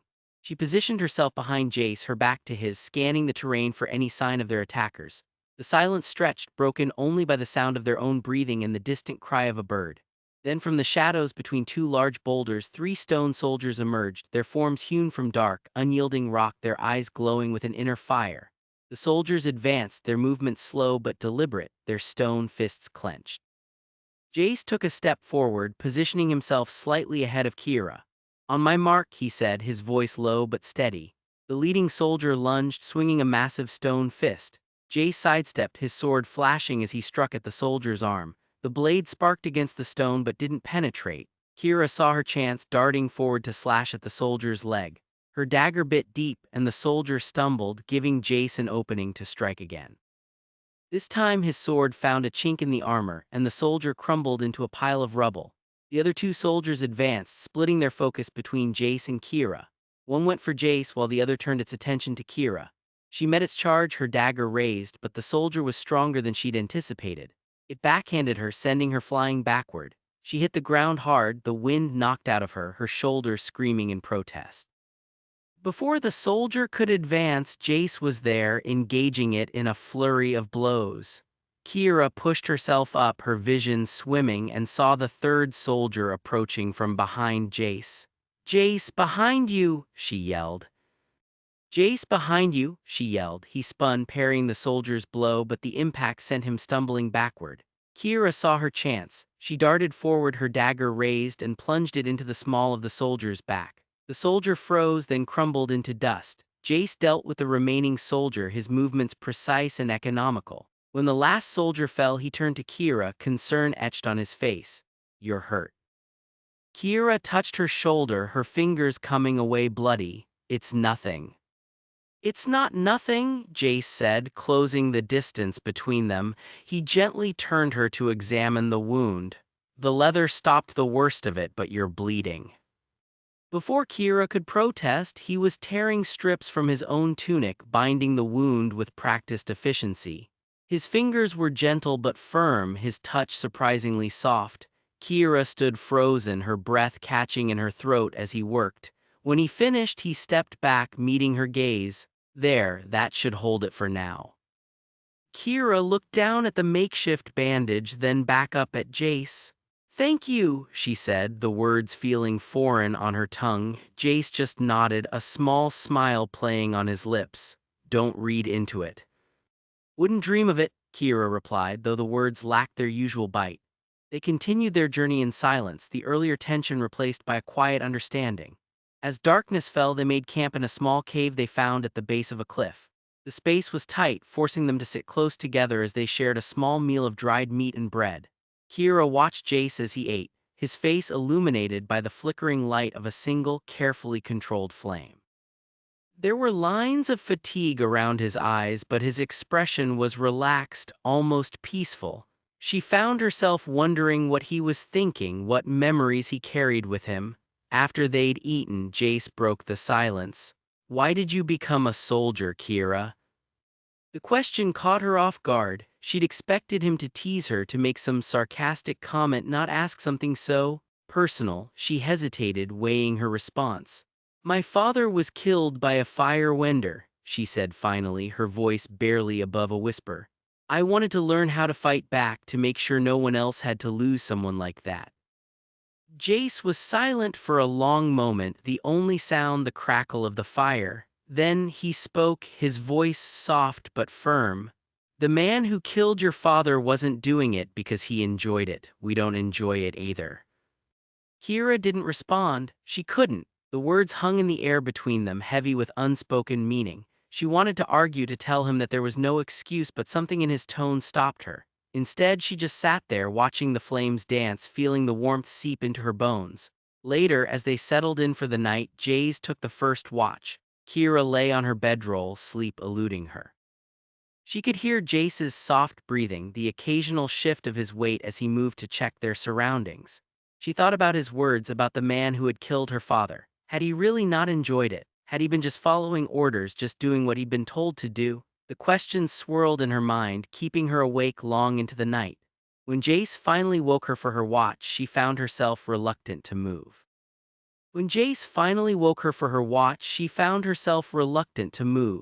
She didn't want to disturb the fragile peace that had settled between them, didn't want to break the unspoken understanding that had grown from shared danger and quiet conversation. As she sat up, Jace reached out and touched her arm, his fingers brushing against her skin.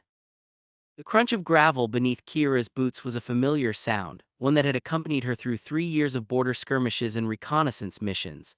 But here, deep in the contested territories between Ashfall and Frostpeak, the sound felt different, more deliberate, more threatening. Her hand rested on the hilt of her dagger, her fingers brushing against the worn leather wrap. The air was thick with the scent of damp earth and something else, something metallic and ancient: stone soldiers.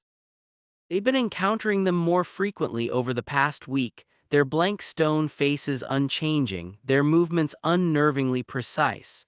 She signaled to Jace, who was trailing her by 20 paces, his presence both a comfort and an irritation.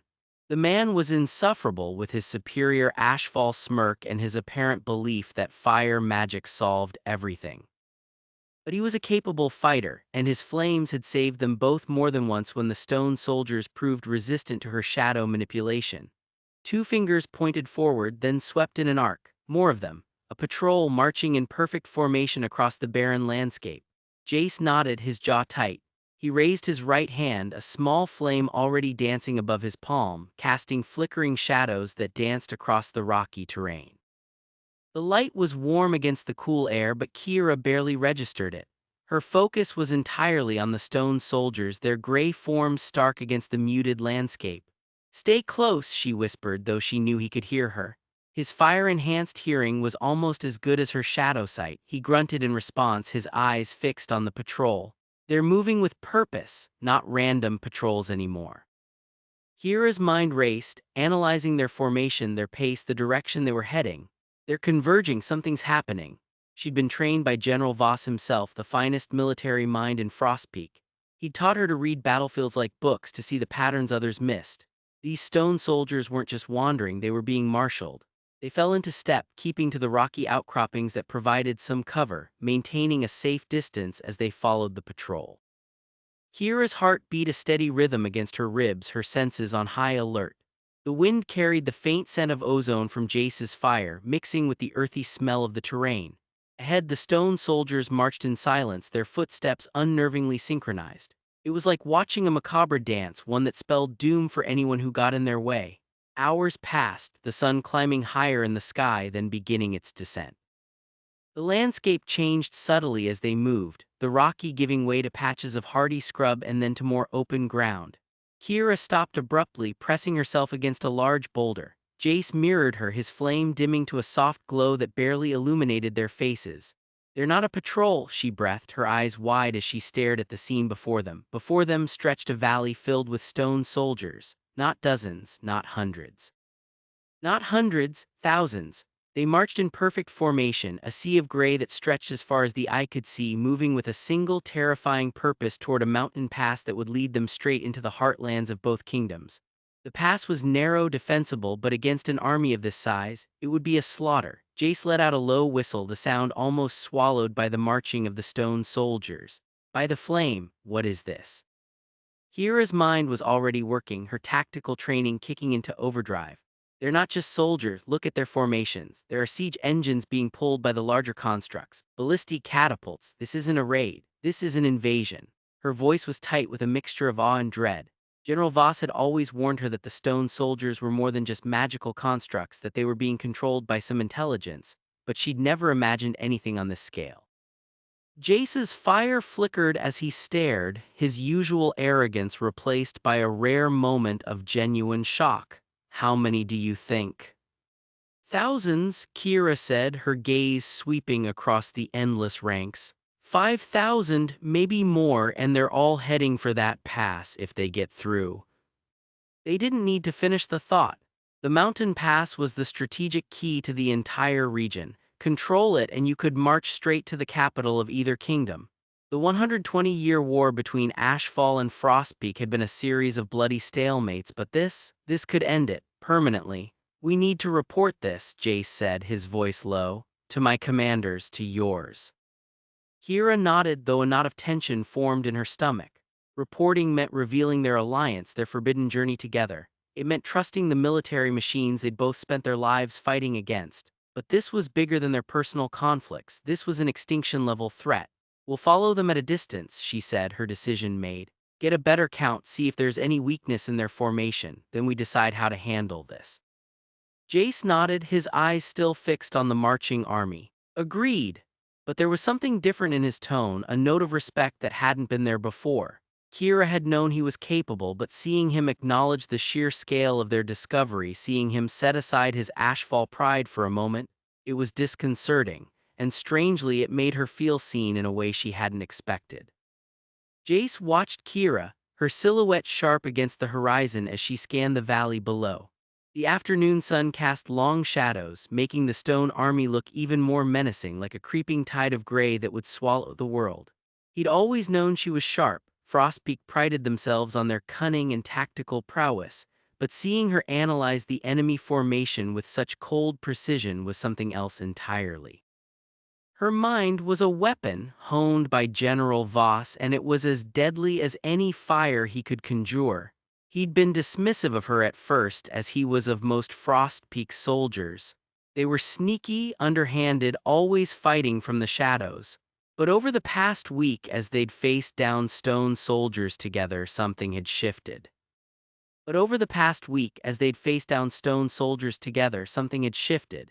was small things at first, the way she'd spot an ambush before he did, the way she could manipulate shadows to create paths where there were none, the way she always seemed to know exactly where to find water or shelter. Now, staring at this army, he couldn't deny her skill.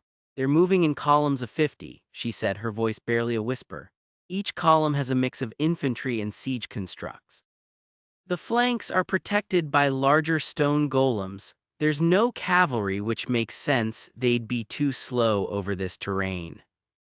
Jace was impressed despite himself. You can tell all that from up here. She shot him a look, but there was no malice in it. It's what I was trained for. You see fire, I see patterns. She paused, then added, they're not just marching randomly, there's a rhythm to it, like a heartbeat. He thought about that, watching the synchronized movement of the stone soldiers. It was unnerving the way they moved as one.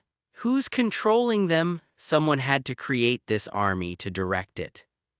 That's the million-flame question, she said. And whoever it is, they're brilliant. This isn't just brute force, it's strategy. As they watched, the sun began to set, painting the sky in hues of orange and purple. The stone army continued its march, oblivious to the beauty of the evening, focused solely on its grim purpose. Jace felt a chill that had nothing to do with the cooling air. This was bigger than Ashfall, bigger than Frostpeak. This was a threat to both kingdoms, to everyone they knew. We should find a place to camp for the night, he said, breaking the silence. We'll need to be rested if we're going to follow them tomorrow. Kira nodded, her expression thoughtful. There's a cave system about half a mile back. It should be dry. They moved quickly, descending from their vantage point and melting back into the landscape as the last rays of sunlight disappeared. The night was cold, and Jace kept his flame burning low, a small pocket of warmth in the darkness. Kira moved with the silence of a shadow, her presence barely noticeable even to his enhanced senses. The cave was small but dry, with a natural chimney that would allow them to have a fire without filling the space with smoke. Jace gathered dry grass and twigs, his flame easily catching and building into a small, steady fire. The light danced across the rough stone walls, casting flickering shadows that made the cave feel alive. Kira sat opposite him, her knees drawn up to her chest, her eyes fixed on the flames. For a long time, neither of them spoke. The only sounds were the crackle of the fire and the distant howl of some nocturnal creature. "They're going to kill a lot of people," she said finally, her voice barely audible above the flames. Jace nodded. "Yeah, they are." She turned to look at him, her eyes reflecting the firelight. "Does it bother you that they're from Ashfall, that they might be people you know?" The question caught him off guard. He'd been thinking of them as soldiers, as enemies, but she was right. These were people, Ashfall citizens, men and women who had lives, families, people who cared about them. "Of course it bothers me," he said, the words feeling heavy in the small space. "No one wants to see their people die." Kira was quiet for a moment. "I used to think that people from Ashfall were just fire-worshipping fanatics. Fire-worshipping fanatics, that you all wanted to burn Frostpeak to the ground." She paused, then added, "I was wrong." Jace was surprised by her admission. Most Frostpeak he'd met would rather die than admit anything positive about Ashfall. "And what do you think now?"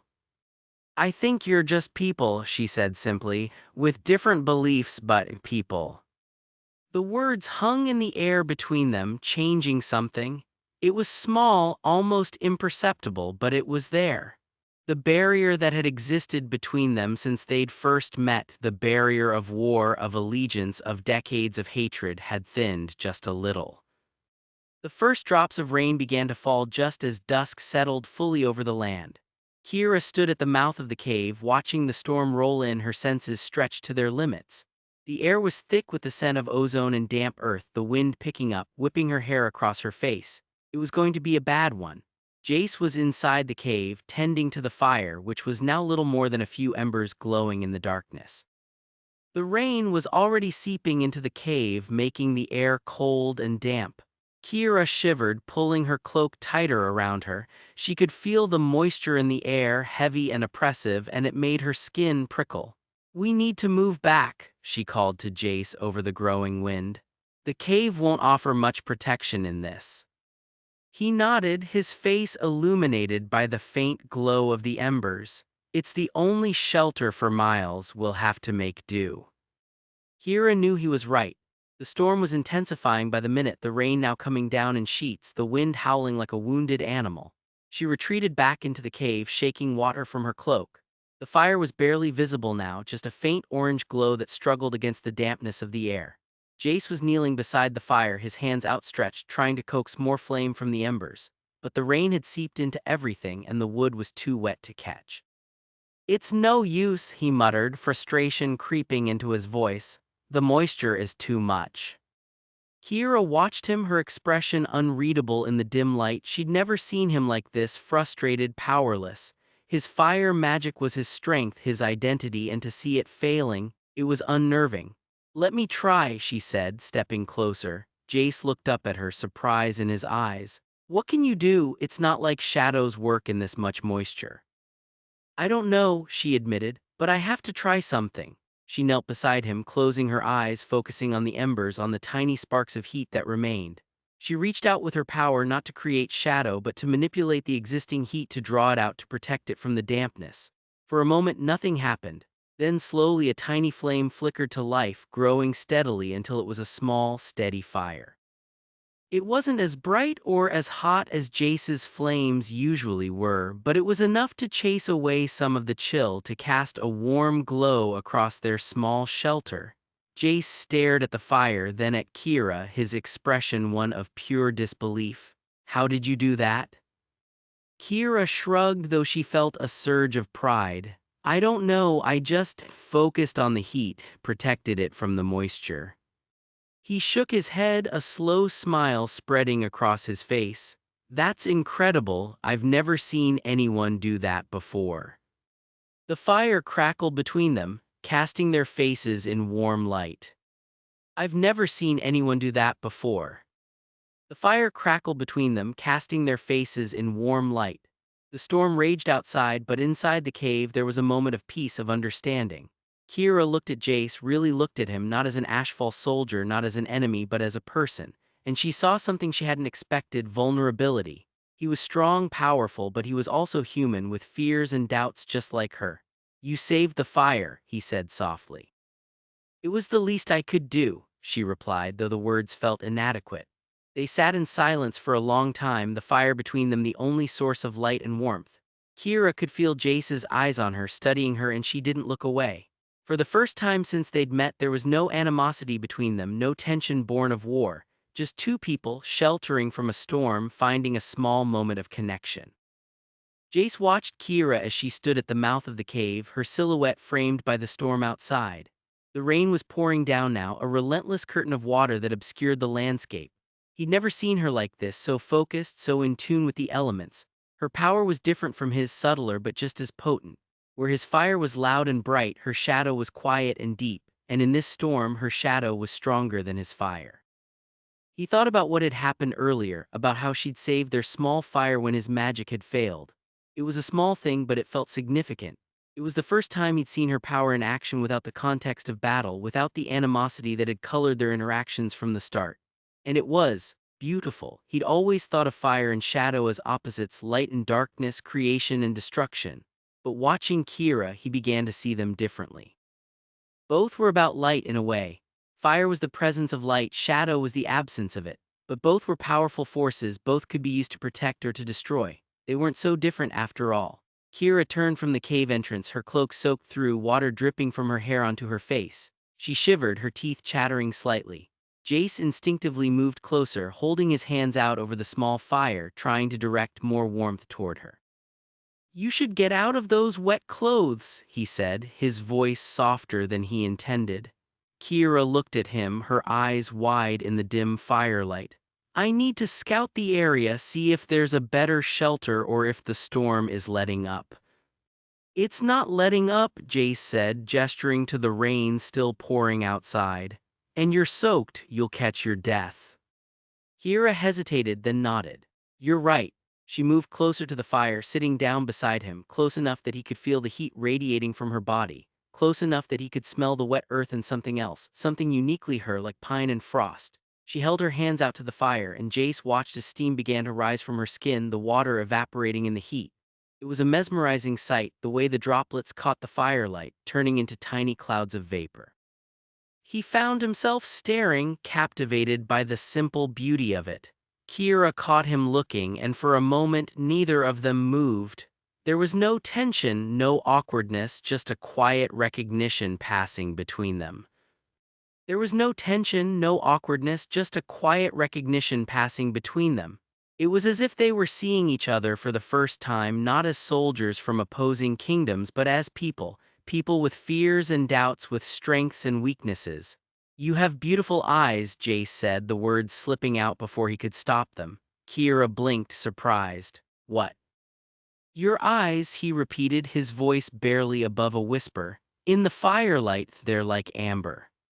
She looked away, a faint blush rising to her cheeks. I thank you. They sat in silence again, but it was different now. Comfortable, intimate. Jace could feel the shift between them, the way the barriers that had existed between them for so long were crumbling, replaced by something fragile and new. It wasn't love, not yet, but it was something real. Kira sat beside Jace, the small fire between them casting their faces in warm light. His words about her eyes echoed in her mind, and she couldn't deny the effect they had on her. She'd spent years training to see him as an enemy, as just another Ashfall soldier, but it was getting harder and harder to maintain that facade. He was kind, thoughtful, and surprisingly perceptive. And in this storm, with his fire failing and her shadow proving stronger than she'd expected, she'd seen a side of him she hadn't expected: vulnerability. She watched him as he stared into the fire, his expression thoughtful. The rain hammered against the cave entrance, a relentless rhythm that was both comforting and oppressive. It was a reminder of the world outside of the war of the stone army marching toward the mountain pass. But here, in the small space of the cave with the fire flickering between them, it felt like a different world, a world where they weren't enemies, just two people trying to survive. "You should try to get some sleep," she said, breaking the silence. "I'll keep watch." Jace nodded. Kiera's fingers tightened around the hilt of her dagger, the worn leather familiar against her palm. Before her, the stone army marched in silent, terrifying unison, their footsteps creating a rhythmic thud that vibrated through the earth and up into her bones. 5,000 stone soldiers, each carved from the heart of the dragon's tooth mountains, their faces frozen in eternal expressions of grim determination. They moved with an unnatural syncopation, their armor clacking together in a chorus of impending doom. The air around them hummed with a low, resonant frequency that set her teeth on edge. It was the sound of inevitability, of a force that could not be reasoned with or stopped by conventional means. She could smell them from here, the faint scent of wet stone and something else, something metallic and ancient, like blood that had dried in a tomb for centuries. The wind carried the scent of pine and damp earth from the forest behind her, but it couldn't quite overpower the oppressive aura of the army. The sun was setting, casting long shadows that made the stone figures seem even taller, more menacing. They were marching toward Perth first, a fact that made Kiera's stomach clench with a familiar mixture of hatred and guilt. General Voss had made his decision clear, weeks ago when they'd first discovered the army's existence. Let the stone horde consume Pyrethian, weaken them, and then move in with the Umber forces to mop up the survivors. It was a monstrous strategy, but Voss was a monstrous man. It was a monstrous strategy, but Voss was a monstrous man. He saw people as pawns, resources to be expended. Pyrethian was the expendable pawn, the sacrifice to weaken the king. Kiera had argued, pleaded, even threatened, but Voss's mind was made. Pyrethian was the enemy. Their deaths were a necessary price for victory, but Kiera had fought alongside Pyrethian soldiers. She had seen their faces, heard their laughter, felt the fear in their eyes when the dragon attacks came. They weren't just enemies, they were people. People who didn't deserve to be turned to dust by an unthinking army of stone. The thought of thousands of them, men and women and children, being crushed and consumed by that relentless tide made her feel physically ill.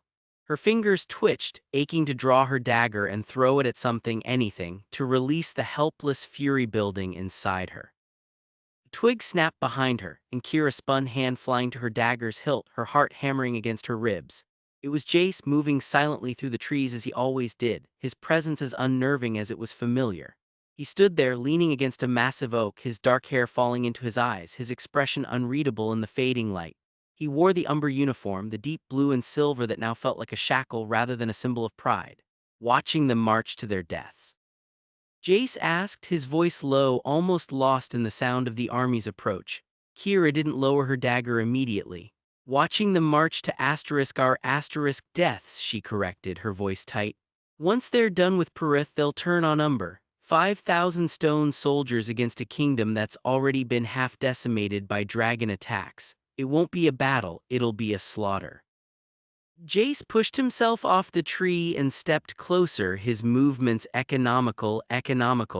He was all coiled energy and sharp angles, a predator in human form. "My father has a plan." "Let them die," Kiera spat, the words tasting like ash in her mouth. "That's your father's plan. Let Pyrethian be crushed, then move in with whatever forces you have left. It's cowardly." Jace's jaw tightened, a muscle twitching in his cheek. "It's strategy, it's how wars are won." "This isn't a war," Kiera argued, her voice rising. "It's a massacre, an extinction. That army doesn't care about borders or kingdoms. It will consume everything in its path until there's nothing left but dust and rubble." "And what would you have us do?" Jace challenged, taking another step forward. "Fight 5,000 stone soldiers with our bare hands? We don't have the numbers, we don't have the weapons. My father is being practical." "Practical?" Kiera laughed, a harsh, bitter sound. You call letting thousands of people die practical. What if it were your sister marching toward that army? Would you call it practical then? Jace's eyes flashed a dangerous glint in the twilight. Don't bring Alara into this. Why not? Kira pressed, stepping closer until they were nearly toe-to-toe, the air crackling with their mutual animosity. She's a person, isn't she? Doesn't she deserve to live, or is her life just another piece to be sacrificed on your father's chessboard? You don't understand the bigger picture, Jace said through gritted teeth. Oh, I understand perfectly, Kira shot back. I understand that your people would rather watch mine die than risk a single one of their own. That's not strategy, Jace. That's not strategy, Jace. It's cowardice masked as pragmatism. And your people are so noble, he retorted, his voice dropping to a dangerous whisper. You think Umber doesn't know about the raids, the sabotage, the accidental dragon attacks that conveniently always hit our supply lines? Your people have been bleeding us dry for years. Don't pretend you're the victim here. I'm not pretending anything, Kira said, her own voice trembling with a mix of anger and something else, something she refused to name. I'm not the one who made the decision to let thousands die. That's on you and your father. The silence that fell between them was thick with old hatreds, with the weight of generations of conflict. The Stone Army's march provided a steady, ominous backdrop to their argument, a reminder of the doom that awaited them all. Kira could feel the heat of Jace's gaze on her face, could see the tension in his shoulders, the way his hand rested near the hilt of his sword. They were enemies sworn to different causes, bound by nothing but mutual distrust. But they had also fought side by side against the dragons. They had saved each other's lives more times than Kira cared to admit. She had seen the fierce protectiveness in Jace's eyes when he'd pulled her out of a collapsing building, had felt the unexpected strength of his grip when he'd hauled her up a cliff face, and she knew with a certainty that both terrified and confused her that he felt the same. The hatred was real, but it was no longer the only thing between them. The uniforms felt thinner now, like costumes they were wearing to play a part. Jace was the first to break the silence, his voice rough when he spoke. My sister asked me what I was fighting for the other day. Kira blinked, thrown off guard by the sudden change of subject. She expected another argument, another volley of accusations, not this quiet confession. I told her I was fighting for Pyrethian, Jace continued, his gaze fixed on the distant army. She just looked at me and said, that's not a reason, it's a place. Kira was silent, waiting, the words hanging in the air between them. She could hear the stone soldiers now, a low, grinding sound like the world itself was being torn apart. My mother asked me the same thing, Kira said, the words slipping out before she could stop them. I told her I was fighting for revenge, for what they did to my family. She said revenge is just a longer word for death. Another silence fell, longer this time, filled only by the relentless march of the army and the sound of their own breathing. Kira could feel Jace's gaze on her, searching her face, seeing something she wasn't sure she wanted him to see. The air between them had shifted, the animosity receding just enough to make room for something else, something fragile and uncertain. The sun had completely set now and the stars were beginning to emerge, pinpricks of light in the vast, dark sky. The stone army was a darker shape against the horizon, moving with an inexorable purpose. Kira shivered, pulling her cloak tighter around her shoulders. The night air was cold, but it wasn't just the temperature that made her feel chilled. It was the weight of their decision, the knowledge that whatever they chose to do, it would change everything. Jace turned to look at her, his expression serious in the starlight. We have to warn them both, he said, his voice low but firm. Kira stared at him. Warn them about what? That they're going to die. No, Jace said, shaking his head. About the army, we have to tell Pyrethian what's coming, and we have to tell my father that his plan is suicide, that the army won't stop at Pyrethian. Kira's brow furrowed. Your father will never agree, he's already made his decision. I know, Jace said, a muscle twitching in his jaw, but I have to try. If I let this happen, I'm no better than him. Kira studied his face, searching for any hint of deception, any sign that this was just another trick.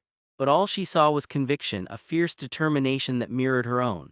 It was the same look he'd had when he decided to help her fight the dragon, the same look he'd had when he pulled her from the wreckage. He meant it. He was actually going to try. Why? Kira asked, the word barely a whisper. Why would you risk everything for people who are supposed to be your enemies? Jace met her gaze, his eyes dark and intense in the starlight. Because it's the right thing to do. The words hung between them, simple and powerful. Kira felt a lump form in her throat, a confusing mix of emotions warring inside her. She wanted to argue to find a flaw in his reasoning, but she couldn't. He was right, it was the right thing to do. And the terrifying part was she knew she would go with him. She couldn't let Perth face that army alone, not when she had a chance to warn them. You're a fool, Kira said, but the words lacked their usual venom. Jace gave a small, almost imperceptible nod. Maybe, but it's my folly. They stood in silence for a long moment, the only sound the distant march of the stone army. Kira could feel the tension in Jace's shoulders, the weight of the decision he'd just made. She could feel the same tension in herself, the fear and the determination warring for dominance. We should rest, Kira said finally. We have a long day ahead of us. Jace nodded again, his gaze still locked on hers. We'll leave at first light. Kira didn't answer. She turned away from him, walking toward a small copse of trees that offered some shelter from the wind. She found a relatively flat patch of ground and sat down, pulling her knees to her chest. The ground was cold and hard through her trousers, but she barely felt it. Her mind was racing, replaying the conversation with Jace, the look in his eyes when he'd spoken of his sister, the conviction in his voice when he'd said they had to warn both kingdoms. She had spent her entire life hating everything Umber stood for, everything they had done to her family and her people. And now here she was about to risk everything to save them. It made no sense, it was madness. But as she sat there in the cold, dark night listening to the inexorable march of the stone army, she knew it was what she had to do. She couldn't let thousands of people die, not if she had the power to stop it, even if those people were her enemies. She heard Jace move behind her, his footsteps silent on the forest floor. He didn't come closer, just settled a few feet away, his presence a constant, unnerving reminder of the path they were about to take together. Kira closed her eyes, but sleep wouldn't come. Her mind was too full, too alive with the weight of their decision. She could feel the eyes of the stone army on her, feel the vibrations of their march through the soles of her boots. They were coming, and they were coming for everyone. They were coming, and they were coming for everyone. The first light of dawn was a pale gray wash on the eastern horizon, casting long skeletal shadows through the trees. Jace sat up, his muscles stiff from sleeping on the hard ground. He'd barely slept, his mind replaying the conversation with Kira over and over. The decision he'd made felt both terrifying and strangely right, like he'd finally shed a weight he hadn't even known he was carrying. He watched Kira as she stirred, her face pale in the early light. She looked different in the dawn, softer somehow, the sharp edges of her anger and suspicion blurred by sleep and exhaustion. He saw the way she rubbed her arms, trying to ward off the morning chill, and for a fleeting moment he felt an overwhelming urge to offer her his cloak. He suppressed it, of course. That was not the way between them. Not yet. They ate a quick breakfast of dried meat and hard bread in silence, the only sound the crunch of food in the distant, ever-present march of the stone army. Jace could feel Kira's gaze on him, assessing, measuring. He knew she was wondering if he was serious, if he would actually go through with it.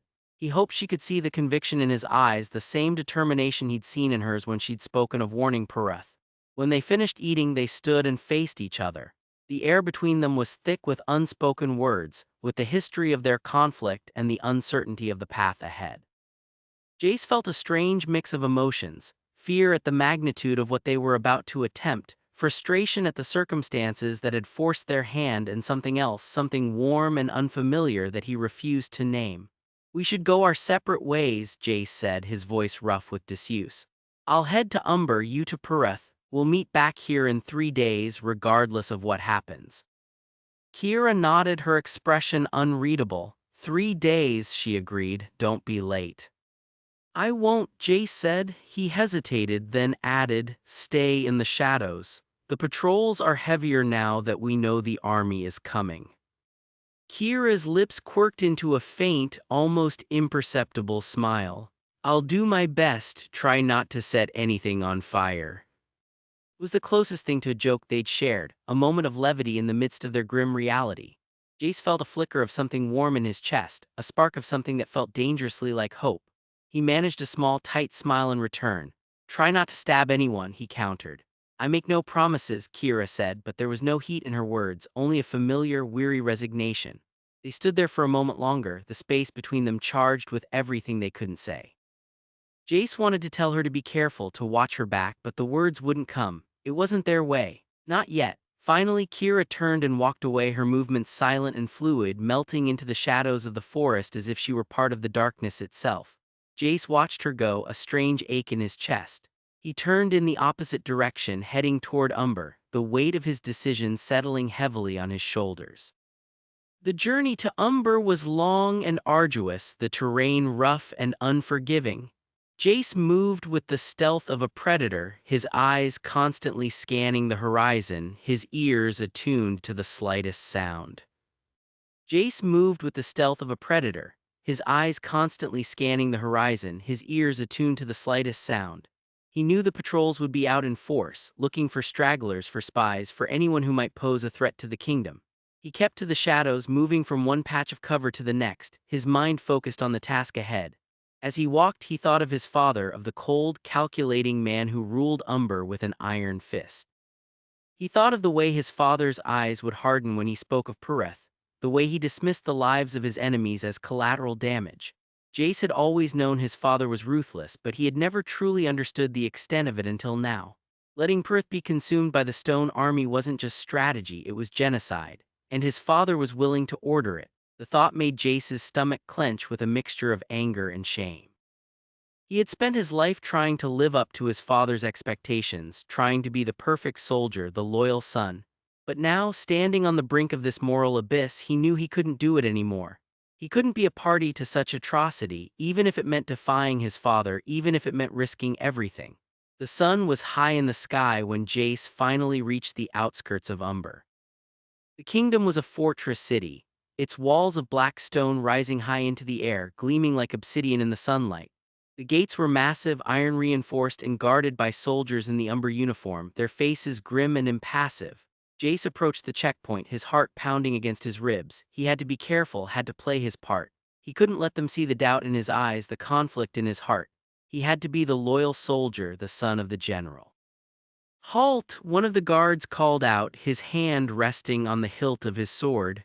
"State your name and business." Jace stopped a few feet away, keeping his expression neutral. "Jace, son of General Voss, I have urgent news for my father." The guard's eyes narrowed, suspicion flashing in them. "The general is not to be disturbed, he is in council." "This cannot wait," Jace said, his voice firm. "It concerns the Stone Army, it's urgent." The guard hesitated, his gaze flicking from Jace to his companion. After a moment he nodded. "Very well, follow me." The guard led Jace through the gates and into the city. Umber was a place of stark contrasts, of dark stone and bright banners, of shadow and light. The streets were crowded with soldiers and civilians, all moving with a sense of purpose, of impending doom. Jace could feel the tension in the air, the fear that was palpable in every glance, every murmur of conversation. They walked through the bustling market square, past stalls selling weapons and supplies, past people hurrying to and fro. Jace kept his head high, his expression carefully neutral, but inside he was reeling. The city was a beehive of activity, but it was The stone walls of the military command center pressed in on Kira, their chill seeping through her leather armor and into her bones. General Voss stood before a massive map of the border territories, his finger tracing a line that represented the advancing Stone Army. The air smelled of old parchment metal and the faint copper tang of blood from yesterday's skirmish. Kira kept her expression neutral, but her hands clenched into fists at her sides. Kira kept her expression neutral, but her hands clenched into fists at her sides. She could feel the phantom ache of her shadow walking still lingering in her muscles, a reminder of the lives they'd lost and the ones they might yet save. "General," Kira said, her voice steady despite the turmoil churning in her gut. "Pyrethian is directly in their path. They'll hit the city within 3 days. We need to reinforce them now."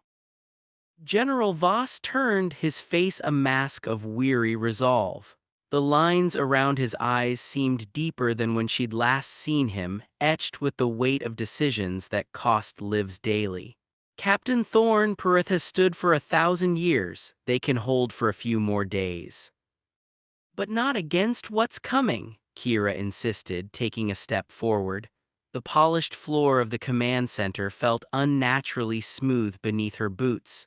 This isn't a border raid, General, it's an army. The stones aren't just soldiers, they're weapons that regenerate. Our normal tactics won't work. The Crown has made its decision, Voss said, his voice leaving no room for argument. We consolidate our forces here, let the stone army bleed itself against Pyrethian's walls while we prepare the main defense at Fort Blackwood. Kira's breath hitched. She wanted to scream to shake some sense into the man, but years of military discipline held her tongue. Instead, she focused on the tactical implications. Pyrethian will fall, General. Their walls are strong but not designed to withstand siege engines of that magnitude. Once the city falls, the stone army will have momentum.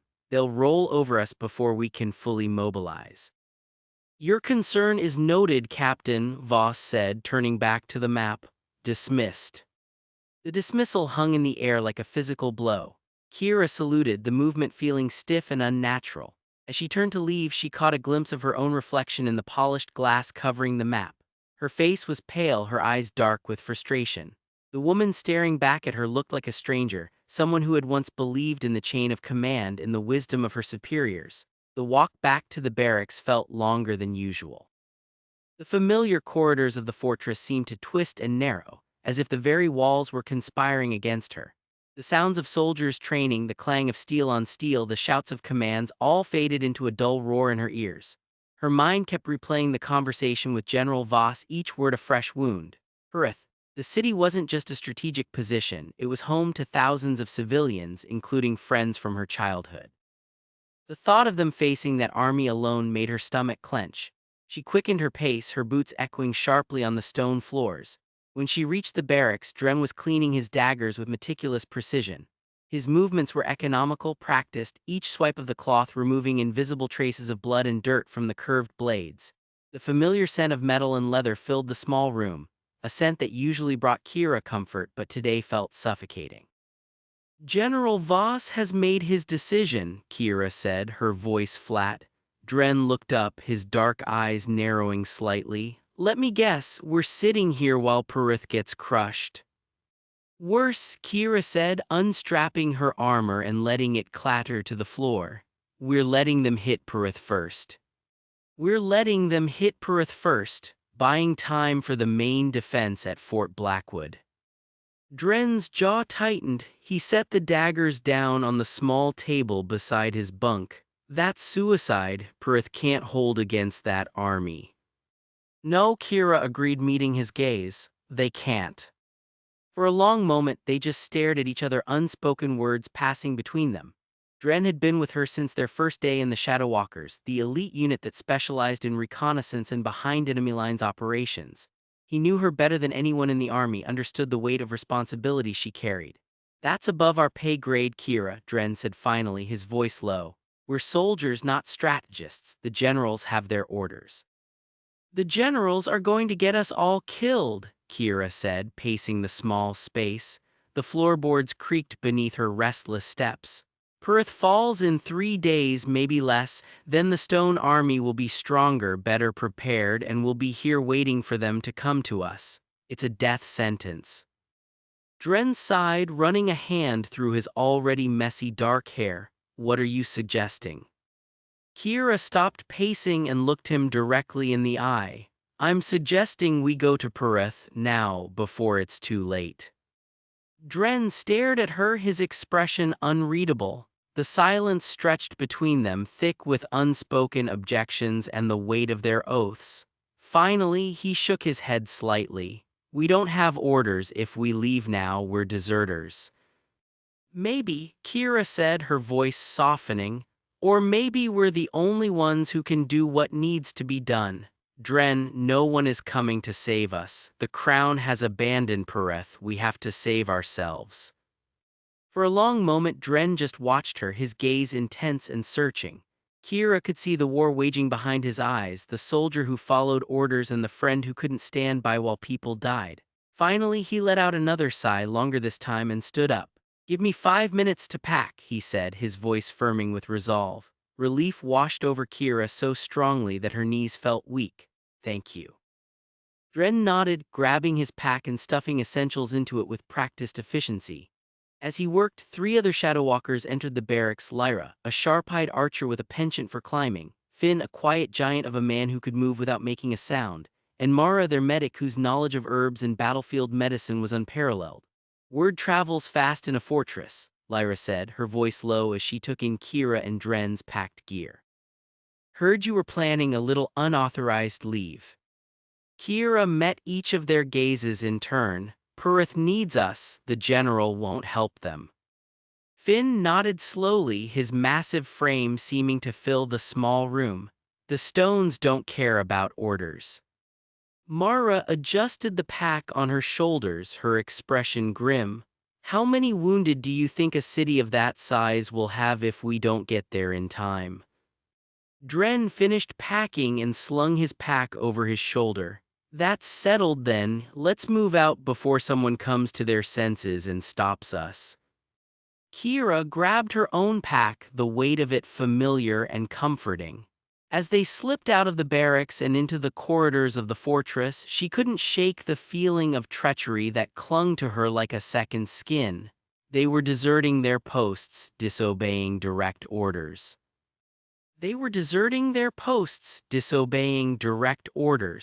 But as they passed through the main gates and into the night, the stars above seemed to approve, their light guiding them toward a battle that no one else seemed willing to fight. The horse beneath Jace moved with a steady, ground-eating rhythm, its muscles bunching and releasing beneath him with each stride. The night air was cool against his face, carrying the scent of pine and damp earth as he rode north. Behind him, Perth was already a distant memory, its lights flickering like fallen stars on the horizon. He'd spent the better part of a day confined to his quarters, his father's orders echoing in his mind like the bars of a cage. Lord Aldrich Pyrethian had been furious when Jace had suggested a truce with the Stone Army, his face flushing with rage as he paced the length of his study. "A truce?" his father had boomed, his voice shaking with indignation. "With those abominations? Never, Jace. We will show them what happens when they threaten Pyrethian." "But father, they're not stopping," Jace had argued, pacing the opposite side of the room.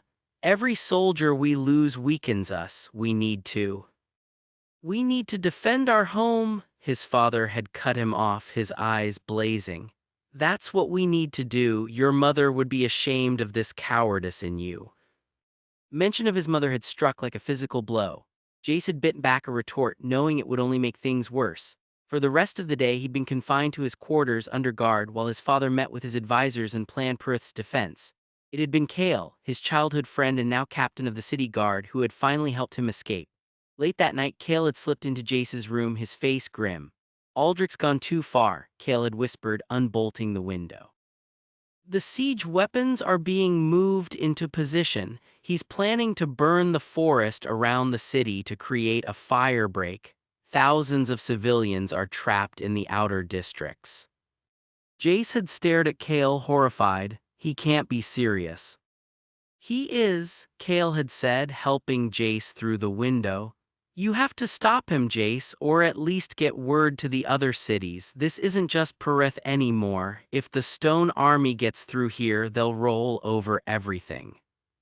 So Jace had ridden out, leaving Pyrethian behind, his heart heavy with guilt and determination. He wasn't sure what he could do, but he knew he couldn't stand by while his father destroyed their city and everyone in it. As he rode through the night, the landscape changed from the rolling hills around Pyrethian to the rugged terrain of the borderlands. The moon was high now, casting long shadows that seemed to dance and writhe at the edge of his vision. Every rustle of leaves, every snap of a twig made him reach for the sword at his hip, his nerves stretched thin with anticipation. He hadn't slept in nearly 2 days, but the adrenaline kept him going. His thoughts kept circling back to his father, to the anger in his eyes when Jace had suggested peace. His father had always been stubborn, but this was different. This was madness. As dawn began to break, painting the eastern sky in shades of pink and gold, Jace reined in his horse. They needed water and he needed to rest, if only for a few minutes. He dismounted, stretching his stiff muscles, and led the horse to a small stream trickling through the trees. He dismounted, stretching his stiff muscles, and led the horse to a small stream trickling through the trees. As he knelt to drink, he caught a scent on the wind, something familiar and out of place. It wasn't the pine and earth of the forest, it was the metallic tang of blood and the faint, acrid smell of magic. Someone had been here recently, someone who wasn't supposed to be. Jace straightened, his hand going to his sword hilt. The forest around him suddenly seemed less peaceful, more watchful. He scanned the trees, his eyes darting from shadow to shadow, but he saw nothing. Yet the feeling persisted, someone was out there watching him. He stayed by the stream for only a few more minutes, his senses on high alert. When he remounted, he didn't head directly north. Instead, he angled his course slightly east, toward the Thornwall Mountains. If there were others moving through these lands, he needed to know who they were and what they wanted. The last thing he needed was to stumble into an ambush. As he rode, the mountains grew on the horizon, their peaks jagged against the sky. They were beautiful and terrifying, a natural fortress that had stood for millennia. Somewhere in those mountains, he knew, were answers, maybe even a way to stop the stone army without destroying everything in its path. The sun was high in the sky now, beating down on him as he rode. He'd been traveling for hours without seeing any signs of life, human or otherwise. The silence was beginning to unsettle him, a stark contrast to the bustling activity around Pyrethian. Then he saw it, a rider in the distance moving parallel to his course, too far to make out details but definitely another traveler. Jace hesitated, debating whether to approach or continue on his way. The instinct to avoid unknown travelers was strong, but something made him push his horse into a faster pace. As he got closer, he could see that the other rider was alone and moving with purpose. Still, he kept his distance, maintaining a parallel course but not closing the gap. After another hour of riding, the other rider disappeared over a ridge, and Jace never got a clear look at who or what they were. He shook his head, dismissing the encounter as coincidence. There were many travelers on these roads, merchants, soldiers, refugees. It was nothing to concern himself with. But as he rode on, he couldn't shake the feeling that he was being watched, that his path was being guided by forces beyond his understanding. The mountains ahead seemed to call to him, promising answers and danger in equal measure. And somewhere in that vast wilderness, he knew his destiny awaited. Kira's Shadowwalker boots made almost no sound on the forest floor, a testament to years of training and the enchanted leather that muffled her steps. The four of them moved as a single organism, each attuned to the other's movements, each covering the blind spots of the others. Dren took point, his daggers drawn, his eyes scanning the terrain ahead. Lyra brought up the rear, bow in hand, her sharp eyes missing nothing. Finn moved in the middle, his massive frame surprisingly silent, while Mara kept pace with Kira, her medical pack bouncing lightly on her shoulders. They'd been riding for 2 days now, pushing their horses hard, only stopping to rest and water the animals. The journey north was taking its toll on both humans and horses, but Kira refused to slow down. The journey north was taking its toll on both humans and horses, but Kira refused to slow down. Earth was getting closer with each passing hour, and the sense of urgency that had driven her to disobey orders was only growing stronger. As they crested a ridge at dusk, Kira reined in, her hand going up in a signal to stop. The others froze instantly, melting into the shadows of the trees. Kira scanned the valley below, her eyes narrowing at the sight before her. Earth was visible in the distance, but it wasn't the bustling city she remembered. Smoke rose from several sections, and the city walls looked dark against the twilight sky. More disturbing was the absence of movement, no patrols visible on the walls, no lights in the outer districts. Something was wrong.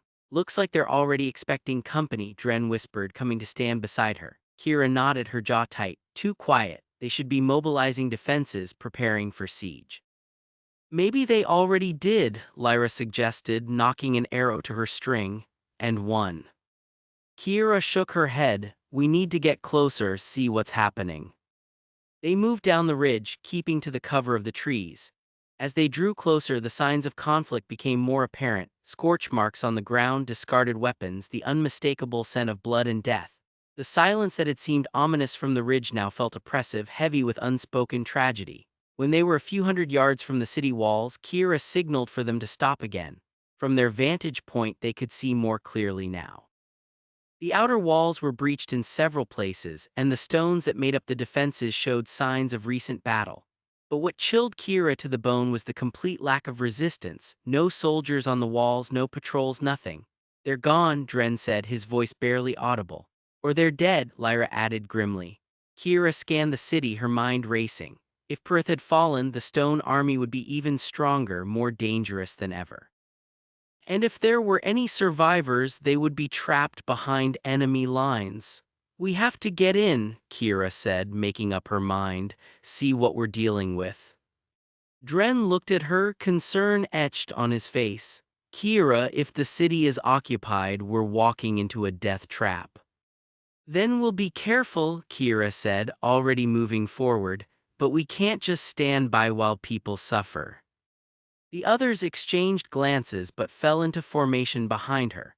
As they approached the breach in the walls, Kira could feel the magic radiating from the stones, cold, alien, and utterly hostile.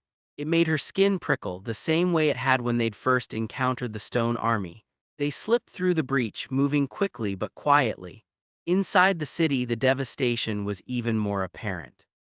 Buildings were burned or collapsed, streets were littered with debris, and the air was thick with the smell of smoke and decay. But still no sign of life, no soldiers, no civilians, nothing. Kira signaled for them to split up, covering more ground. She and Dren moved through the streets, their weapons ready, every sense on high alert. The silence was broken only by the sound of their own footsteps and the occasional creak of settling stone. As they turned a corner, Kira froze. Dren bumped into her, then followed her gaze to the scene ahead. In the center of the square, dozens of stone soldiers stood motionless, their blank faces turned toward the sky. In the center of the square, dozens of stone soldiers stood motionless, their blank faces turned toward the sky. But what made Kira's blood run cold was what they were surrounding, a group of civilians huddled together, their faces pale with terror. The stone soldiers weren't attacking them, they were guarding them. Kira slowly lowered her weapon, confusion warring with suspicion. What was going on here? Why would the stone army protect civilians? As she watched, a figure moved through the ranks of stone soldiers, heading toward the civilians. It was a man dressed in the fine robes of a nobleman, his face familiar even from this distance. Lord Aldrich. Kira's mind reeled. Perth's lord was alive and he was with the stone army. But why? What had happened here? Before she could make sense of it, a hand clamped down on her shoulder. She spun around, her dagger flashing out, only to see Dren holding up his hands in surrender. "Easy," he whispered. "We're not alone." Kira followed his gaze to the rooftops around them. Figures were moving there, silent and swift, more shadow walkers, their dark forms blending with the shadows of the buildings. They were watching, waiting. "Who are they?" Kira whispered. Wind howled through the jagged peaks of the Thornwall Mountains, carrying with it the scent of ancient stone and the metallic tang of approaching winter. Kira pulled her shadow cloak tighter around her shoulders, the rough wool scratch against her cheek, but she barely registered the discomfort. Her focus was entirely on the scene unfolding below. From their precarious perch on a narrow ledge overlooking the Iron Pass, she and the 4 shadow walkers who had accompanied her from Umber watched in grim silence as an army marched. Not of flesh and blood, but of stone. Hundreds of figures carved from the gray granite of the mountains themselves moved with an unnerving synchronicity. Their faces were blank masks, their bodies chiseled into perfect soldiers, round shields on their left arms, short swords in their right hands. They marched in perfect formation, their bare feet making no sound on the rocky ground. "By the first flame," whispered Dren, the leader of their small unit, his breath misting in the cold air. "I've seen armies, Kira. I fought in the border skirmishes against Pyrethian, but this is an abomination." Kira nodded, her gaze fixed on the lead contingent.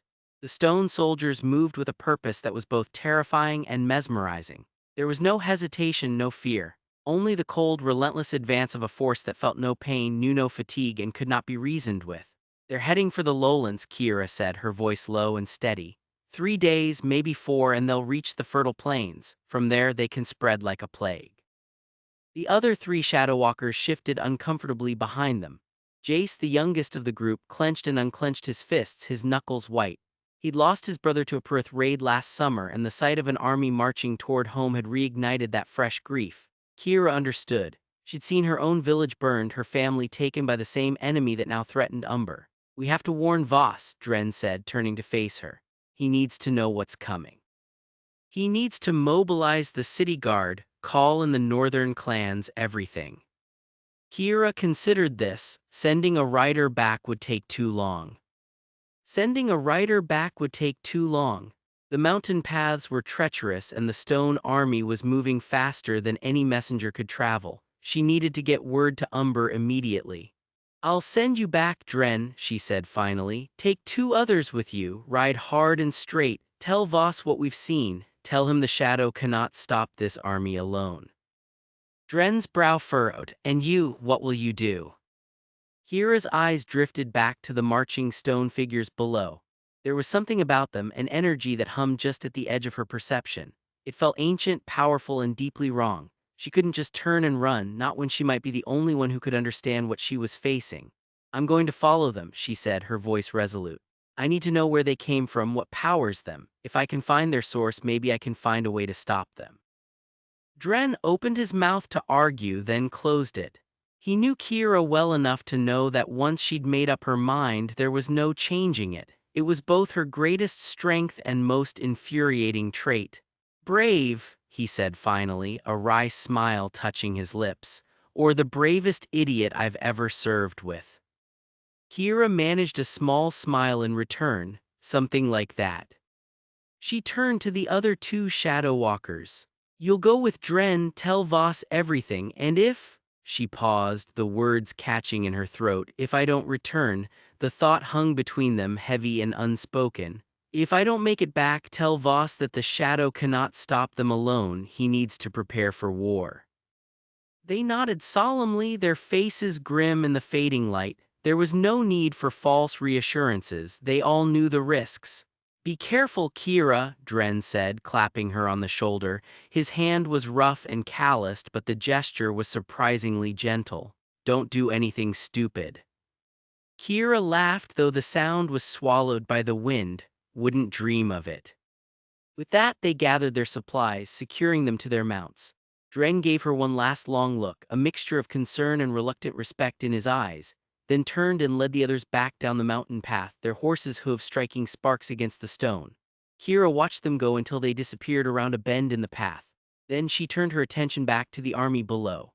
The shadows were growing longer as the sun began its descent, and with them came a sense of rightness, of power. She closed her eyes for a moment, letting the familiar comfort of the shadow envelop her. It was like coming home after a long journey. When she opened her eyes, she was alone on the ledge, the wind whipping her hair across her face. The stone army marched on, oblivious to the lone observer watching them from above.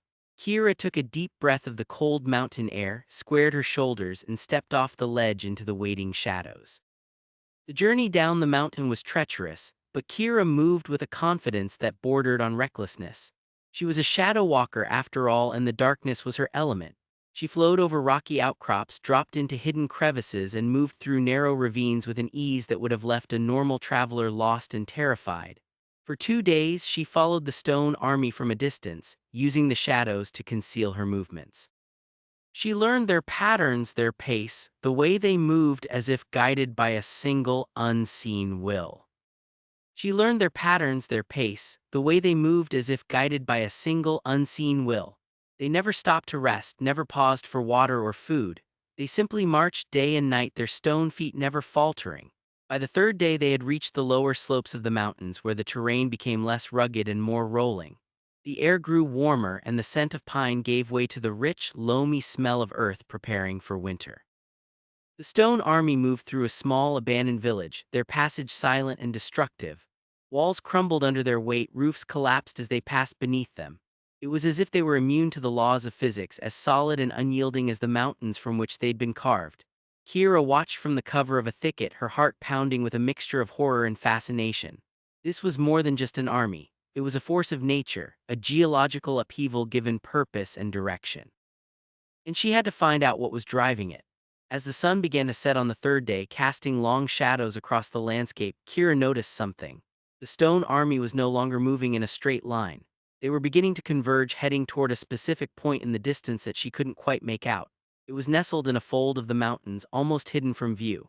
Curiosity warred with caution in her mind. She could follow them through the night, using the cover of darkness to stay hidden. Or she could wait until morning, assess the situation more carefully. But every fiber of her being screamed at her to move, to find out what was waiting for them at the end of their march. With a sigh, Kira pushed herself to her feet and fell into step behind the army, keeping to the shadows and moving with a silence that bordered on invisibility. The night was cold and the stars above were bright and clear, but she paid them no mind. Her focus was entirely on the figures marching ahead of her, their stone faces impassive in the moonlight. As she drew closer, the terrain began to change again. The rolling hills gave way to a narrow canyon, its walls rising steeply on either side. The air grew still, and the only sound was the crunch of stone on stone as the army marched forward. Kira could feel it now, a low thrumming in the air that vibrated in her bones. It was the same energy she'd sensed from the observation post, but stronger here, more concentrated. It felt ancient and powerful, and it hummed with a life that was both terrifying and compelling. She followed the army into the canyon, keeping to the shadows along the walls. The canyon narrowed as they went deeper, the walls pressing in until they were almost touching. And then the stone army stopped. Kira froze, pressing herself flat against the cold stone wall, her heart hammering against her ribs. She held her breath, listening. For a moment there was only silence. Then she heard it, a low, resonant hum that seemed to come from the very stone around her. It grew louder, vibrating through the ground and up into her body. As she watched, the stone soldiers began to move again, not forward this time, but into the canyon wall itself. It was as if the stone had become liquid, flowing around them and swallowing them whole. Within minutes, the entire army had disappeared into the rock, leaving no trace behind. Kira waited, her mind racing. What was this place? Where had they gone? She had to find out. She had to find out. Taking a deep breath, she stepped forward and placed her hand on the canyon wall. The stone was warm to the touch, humming with that same energy she'd felt before. It was alive. Somehow it was alive. She closed her eyes, focusing on the shadow within her, letting it flow out through her fingertips and into the stone. It was like diving into cold water, a shock that stole her breath away. For a moment she was blind, deaf, and disconnected from the world. Then the stone opened to her, revealing a hidden world beneath the surface. She saw tunnels carved through solid rock, vast chambers filled with the sleeping army, and at the very heart of it all a source of power so immense it made her dizzy. With a final push of will, she pulled back from the stone, gasping for air as she returned to the physical world. The canyon wall was solid and unyielding once more, but now she knew where to go. There was a fissure in the rock, barely wide enough for a person to squeeze through, hidden behind a curtain of hanging vines. Kira pushed through the vines, her heart pounding with anticipation, and stepped into the darkness beyond. The air inside the mountain was cool and still, smelling of damp earth and something else, something ancient and mineral, like the scent of a tomb that had been sealed for 1,000 years. Kira moved forward, her shadow sight allowing her to see in the near-total darkness. The tunnel sloped downward, carved with a precision that spoke of purpose rather than nature. As she walked, she could feel that same hum vibrating through the stone beneath her feet, growing stronger with each step. It was a living thing, this place, a network of tunnels and chambers that pulsed with a slow, steady rhythm. It was like the heartbeat of the mountain itself. After what felt like an hour of walking, the tunnel opened into a vast chamber. Kira stopped at the entrance, her breath catching in her throat. The chamber was enormous, easily the size of the great hall in Umber's castle. Its ceiling was lost in shadow, but far above, she could see faint glimmers of light filtering down from some unseen opening. The walls were carved with intricate patterns, scenes of battle, of mourning, of what looked like a people celebrating life in harmony with the stone. In the center of the chamber stood a massive figure, easily 30 feet tall. It was a golem carved from a single piece of obsidian black stone, its surface polished to a sheen that reflected the dim light. But it was broken. A great crack ran down its chest from shoulder to hip, and from within that crack pulsed a soft, gray light. With each pulse the light would flare, and new stone soldiers would coalesce from the floor around the golem, standing at attention before marching off into the tunnels. Kira watched, mesmerized, as the process repeated itself again and again. The golem was a factory of war, creating an endless army from the very stone of the mountain, and it was all powered by that strange, gray light leaking from its chest. As she watched, a figure moved from the shadows near the golem and stepped into the dim light. It was an old man, bent with age, his face a roadmap of wrinkles and sorrow. He wore robes of rough-spun gray, his long white hair tied back in a simple knot.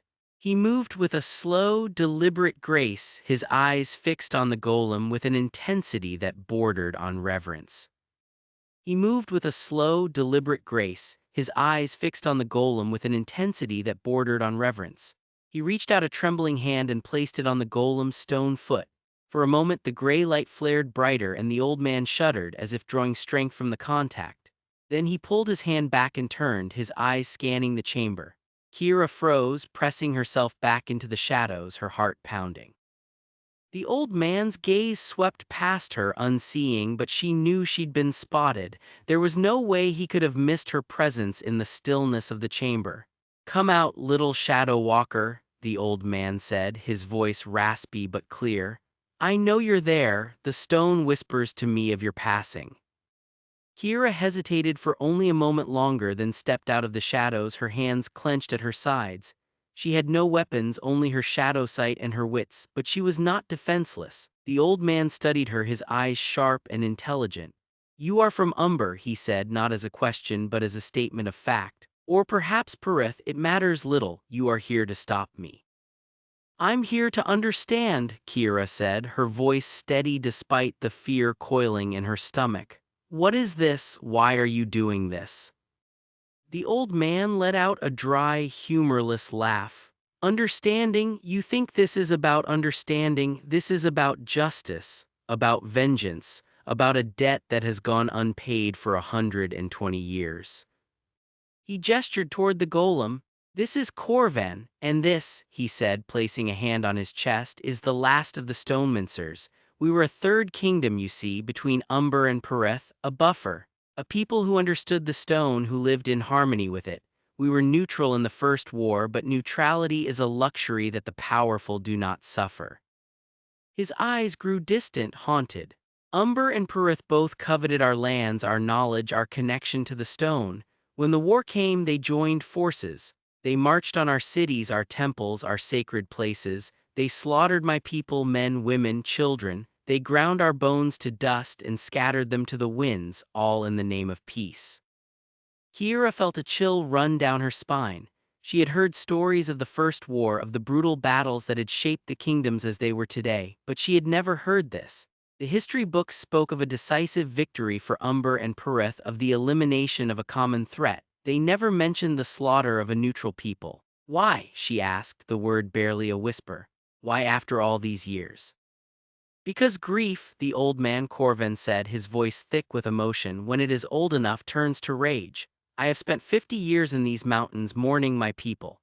50 years listening to the wind whisper their names through the stone. 50 years planning this day. This army is my revenge. It will march on Umber and Pyrethian alike, and it will grind their cities to dust just as they did to mine." Kira stared at him, horrified by the depth of his hatred. "This isn't justice," she said. "This is madness. You're creating more death, more suffering." "Perhaps," Corvan said, a cold smile touching his lips. "But it is justice of a sort, and it is justice that they denied my people." He turned back to the golem, placing his hand on its stone foot once more. The gray light flared and new soldiers began to form on the floor. The gray light flared and new soldiers began to form on the floor. "You cannot stop me, little shadow walker. The golem is fueled by the mountain itself, saturated with the bones of my people. To destroy it, you would have to destroy the entire Thornwall range, and even then the memory of what they did would remain." Kira knew he was right. There was no way to destroy the golem without causing a catastrophe that would kill thousands, but she couldn't just stand by and let this army march to war. "There has to be another way," she said, desperation creeping into her voice. Corvan laughed again, a dry, rasping sound. "There is no other way. There is only this, only vengeance, only the stone." With that he raised his hands and the stone floor beneath Kira's feet began to tremble. She tried to move, to run, but it was too late. The stone rose up around her, forming walls, a ceiling, a prison. She was sealed in complete darkness, the air growing thick and stale. As the last stone settled into place, Corvan's voice echoed through the chamber, though it seemed to come from all around her. "Rest in the dark, little shadow walker. Perhaps when the armies of Umber and Pyrethian lie in ruins, you will understand." And then silence, absolute suffocating silence. Kira stood in the darkness, her heart pounding against her ribs. She was trapped, buried alive in the heart of the mountain. Panic began to rise, cold and sharp, but she forced it down. Panic would not help her. She needed to think to find a way out. She reached out with her shadow sight, but the stone around her was thick, unyielding. There was no way through. She was completely cut off from the world outside. But then she felt it, the darkness. It was all around her, pressing in, but it was also a part of her. She was a shadow walker, born of the darkness, and in this place, in this absolute blackness, she had never felt so much shadow. A slow smile spread across her face. Corvin had sealed her in a tomb of stone, but he had also given her the perfect weapon. He had trapped her in the one place where her power was absolute. She closed her eyes, focusing on the shadow within her, letting it flow out through her fingertips and into the stone around her. It was like diving into an ocean of darkness, but this time she did not fight it, she embraced it. She let the shadow flow through the stone, feeling its texture, its composition, its weaknesses. The stone was old, ancient, saturated with the energy of the stonemancer's bones, but it was still stone, and stone had. The stone walls of the temple prison had been Kira's home for days, though she'd never called it that. Each stone was a cold, unforgiving neighbor pressing in on her from all sides. But Kira had learned something about herself in these dark hours, something the Umber Templars had never suspected. She wasn't just a shadowmancer, she was part of shadow itself. The barriers between her and the darkness weren't walls, but thresholds she could cross when she chose. Her fingers traced the cold stone of her cell, her breath misting in the frigid air. Outside, she could hear the distant sounds of battle, crashing, shouting, the occasional roar that could only belong to Jace and his fire. It had been days since she'd last seen him, since he'd been dragged away from her side. The memory of his face, contorted in both anger and something else, something that looked disturbingly like concern, made her chest ache. The memory of his face, contorted in both anger and something else, something that looked disturbingly like concern, made her chest ache. She closed her eyes, focusing on the shadows in the corner of her cell. They weren't just absence of light, they had substance, depth. She could feel them like cool water against her skin. Taking a deep breath, she stepped forward, not moving her feet but willing herself to dissolve, to become one with the darkness. The transition was always jarring, a moment of weightlessness, of falling without moving, of being stretched thin across an impossible distance. Then she was on the other side of the stone wall, her form coalescing in the narrow space between two massive blocks. The Templars had never bothered to guard the shadows between stones. They thought shadows were just shadows. They had no idea they were doorways. Kira moved through the temple's foundations like a ghost, slipping between stones, through cracks, emerging briefly in corridors before diving back into the cool embrace of shadow. The temple was empty now, everyone was at the battle, or so she assumed. She emerged in the courtyard, the sky above a canvas of bruised purple and orange as dusk approached. The air tasted of dust and distant smoke. She could feel the ground trembling beneath her feet, not from earthquakes but from the sheer weight of what was happening beyond the pass. Jace was out there, and if the rumors she'd overheard were true, the Umber and Pyrethian armies were about to join forces against him. She didn't hesitate. She ran, her bare feet silent on the stone paths, then on the earth beyond. The temple was behind her, but she was far from safe. She was now in enemy territory, with no clear path to the battlefield except through the heart of the pass where the armies would be gathering. For hours she ran, her lungs burning, muscles screaming in protest. She ignored the pain, focusing only on the direction of the tremors, the growing heat in the air, the acrid scent of smoke that grew stronger with each passing minute. Night fell and she ran by starlight, her shadow a constant companion, sometimes merging with it briefly to rest, to let the darkness carry her for a few precious moments. Finally she crested a ridge and stopped dead, her breath catching in her throat. Below her, spread out across the valley floor, were not two armies facing each other but two armies standing side by side. The Umber in their stone-gray armor, the Pyrethian in their flame-red cloaks, banners waving in the breeze. They weren't fighting, they were united. Someone had listened. The message she'd sent through the shadows had been received, and somehow, against all odds, the two factions had set aside their differences to face a common threat. But the common threat was Jace, and they were outnumbered 5-1. She scanned the battlefield, her heart pounding against her ribs. There, in the center of the valley, a whirlwind of fire and destruction. Jace. He was a beacon in the twilight, a sun that refused to set. Fire blazed around him in a constant, controlled inferno, shaping itself into walls, spears, shields. With each gesture, stone soldiers crumbled to dust, only for two more to take their place. He was holding them back, but barely. The sheer weight of numbers was pressing in on him from all sides. Kira's hands clenched into fists at her sides. She couldn't let them take him, not like this. Not like this, not when they just found each other again, when there was still so much left unsaid between them. She started down the ridge, her movements careful, silent. She needed to get closer to see if there was any way she could help, any way to tip the balance in their favor. The ground sloped downward, rocky and uneven. She moved with the grace of someone who knew how to use the shadows to her advantage, slipping from one patch of darkness to another, her form becoming indistinct, almost transparent. As she drew closer, the heat became oppressive, the air thick with the smell of burning stone and ozone. She could hear the clash of weapons, the shouts of soldiers, the roar of fire. And through it all, Jace's voice calling out commands she couldn't quite make out, his tone a mix of frustration and determination. She was still 50 yards away when he stopped suddenly, his head snapping up as if he'd sensed something. His eyes scanned the battlefield and then they locked onto her position. For a moment, time seemed to stand still. The chaos around them faded into the background as they looked at each other across the distance. He looked different, wilder. His hair was matted with sweat and soot, his face smudged with dirt, but his eyes burned with an intensity that stole her breath away. And in those eyes, she saw not just the warrior fighting for his life, but something else. Something that made her chest ache with a mixture of fear and hope. He started toward her, pushing through the press of stone soldiers, fire blazing brighter with each step. She met him halfway, her legs pumping, ignoring the burning in her muscles, the cuts on her feet, the blood drying on her skin. They met in the middle of the battlefield, surrounded by chaos, but in that moment they were alone. "Kira," he gasped, his voice rough with exertion. "What are you doing here? You should be safe." "I couldn't stay," she said, her own breath coming in ragged gasps. "I had to come." They listened, Jace, the Umber and Pyrethian there together.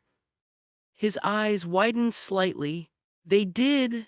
He looked past her toward the combined armies, a flicker of something, surprise maybe crossing his face before it was gone, replaced by grim determination. "It doesn't matter, there are too many, I can't hold them off forever." "Then don't fight them," she said, stepping closer, her hand reaching out to touch his arm. The heat radiating from his skin was intense, but she didn't flinch. "Fight with me." He looked at her, really looked at her, taking in the blood on her clothes, the exhaustion in her eyes, the determination etched on her face.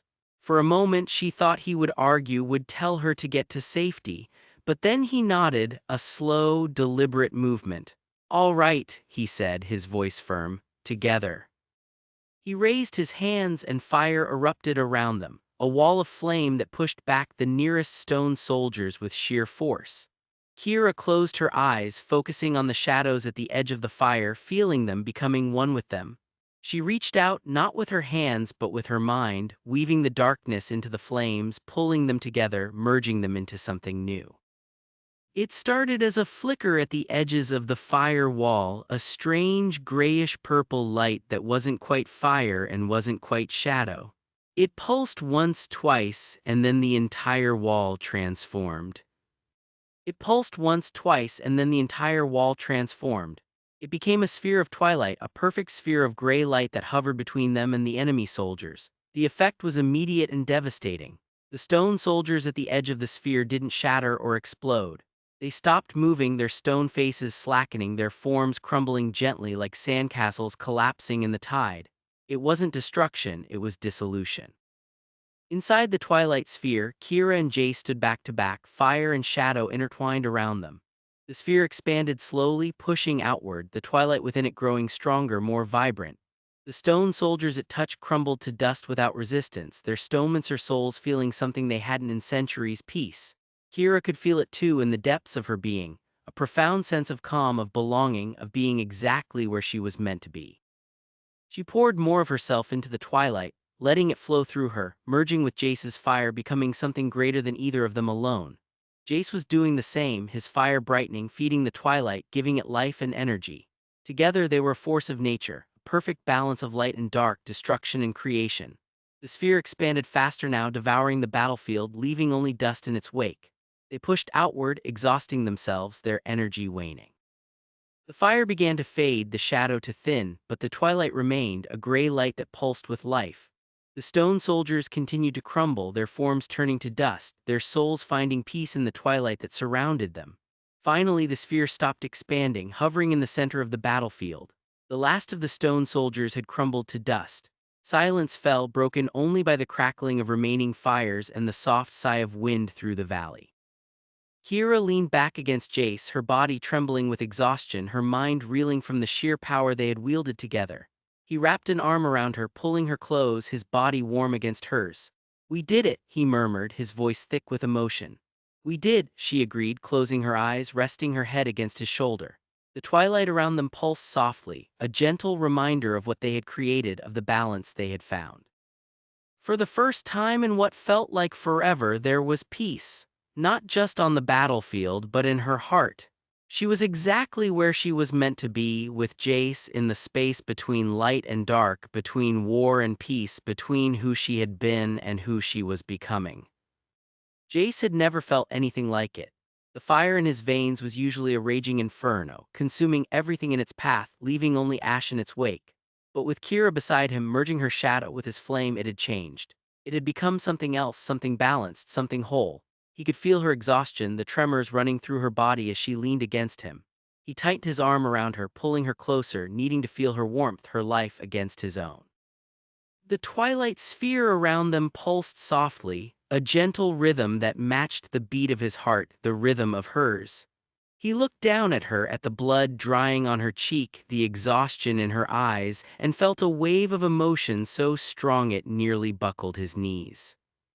He looked down at her, at the blood drying on her cheek, the exhaustion in her eyes, and felt a wave of emotion so strong it nearly buckled his knees. This was the woman who had haunted his dreams, who had challenged him at every turn, who had somehow become his anchor in the chaos. This was Kira. "You shouldn't have come," he said, his voice rough. "It was too dangerous."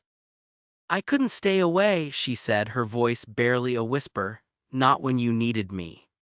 He closed his eyes, leaning his forehead against hers. The heat from his fire was mingling with the coolness of her shadow, creating a perfect warmth that spread through him, calming the storm that had raged within him for days. "Thank you," he murmured, "for coming, for everything." She smiled, a tired but genuine smile that made his heart ache. "Always." The twilight sphere slowly began to fade, the gray light softening, returning to the natural dusk of the evening. As it receded, Jace could see the battlefield beyond, now littered with dust, the remains of the stone army. The Umber and Pyrethian soldiers stood in scattered groups, their faces a mixture of shock, awe, and something else, something that looked disturbingly like understanding. They had seen what had happened. They had seen the power of fire and shadow united, the peace that had followed. It changed everything. Changed the game. Jace took a deep breath, pulling away from Kira slightly but keeping his arm around her shoulders. He needed to be ready, needed to face whatever came next. But as he looked at the combined armies, he saw something unexpected. They weren't reaching for weapons. They weren't advancing. They were watching, waiting. A figure stepped forward from the Perth ranks, General Pyrethian, his face unreadable, his eyes fixed on Jace. Behind him, General Umber stepped forward from the Umber ranks. They stood side by side, a united front. "You have shown us power we did not believe possible," Pyrethian said, his voice carrying across the silent battlefield. "Power that transcends our conflict." Umber nodded. "You have shown us that there is another way, not war, not destruction, balance." Jace tightened his grip on Kira's shoulder, pulling her closer. They were vulnerable now, exposed in the center of the battlefield. But he wasn't afraid, not with Kira beside him. "We showed you what is possible when you stop fighting each other and start fighting together," Jace said, his voice steady. "The real enemy isn't each other, it's the endless cycle of war and destruction that you've both been trapped in." Pyrethian and Umber exchanged a glance, a silent communication passing between them. Then Pyrethian spoke again. "And what do you propose, fireman sir, that we simply lay down our arms, that we forget centuries of conflict?" "I propose that we remember why we're fighting in the first place," Kira said, stepping forward slightly, her voice clear and strong. "Not for power, not for territory, for peace, for a future where our children don't have to live in fear." Jace looked at her, impressed by her strength, her conviction. She wasn't just a shadowmancer, she was a leader, a force to be reckoned with. Umber nodded slowly. A future without fear, it is appealing. Purales hesitated, then nodded as well. It is more than appealing, it is necessary. The old ways have led us to this, to destruction, to death. The old ways have led us to this, to destruction, to death. Perhaps it is time for something new. Jace felt a flicker of hope, a spark in the darkness that had consumed him for so long. Maybe, just maybe, they had a chance to end the conflict, to build something new, something better. Then let us begin, Jace said, his voice ringing with newfound determination. Let us build that future together. As the words left his mouth, he felt Kira's hand slip into his, her fingers intertwining with his. The connection between them was stronger than ever, a bond forged in fire and shadow, in conflict and peace. They stood together, facing the combined armies of Umber and Pyrethian, not as enemies but as allies, as partners, as something more. The twilight around them pulsed softly one last time, a final reminder of what they had created, of the balance they had found. And as the last vestiges of gray light faded, Jace knew that this was just the beginning. The road ahead would be long, filled with challenges and uncertainties. But he wasn't afraid, not anymore, because he had Kira beside him, and together they could face anything. Together they would build a new world, a world of balance, a world of peace. A world where fire and shadow danced together, creating something beautiful, something whole. And in that moment, as they stood hand in hand on the battlefield, surrounded by the dust of their enemies and the hope of a new beginning, Jace knew that this was just the beginning of their story. The best was yet to come. The silence that fell after the last stone soldier crumbled to dust was heavier than any battle cry. Kira stood frozen, her breath catching in her throat as the unnatural army dissolved into harmless gravel that scattered across the blood-soaked ground. For a moment the world seemed to hold its breath, then the collective exhale of thousands came as a ragged wave, washing over the battlefield where Umber and Pyrethian soldiers, now technically allies, stared at each other in stunned disbelief. Kira's legs trembled, not from exhaustion but from the sheer, overwhelming reality of what had just happened. The stone soldiers, the ancient magic, the impossible alliance, it had all come down to this: silence.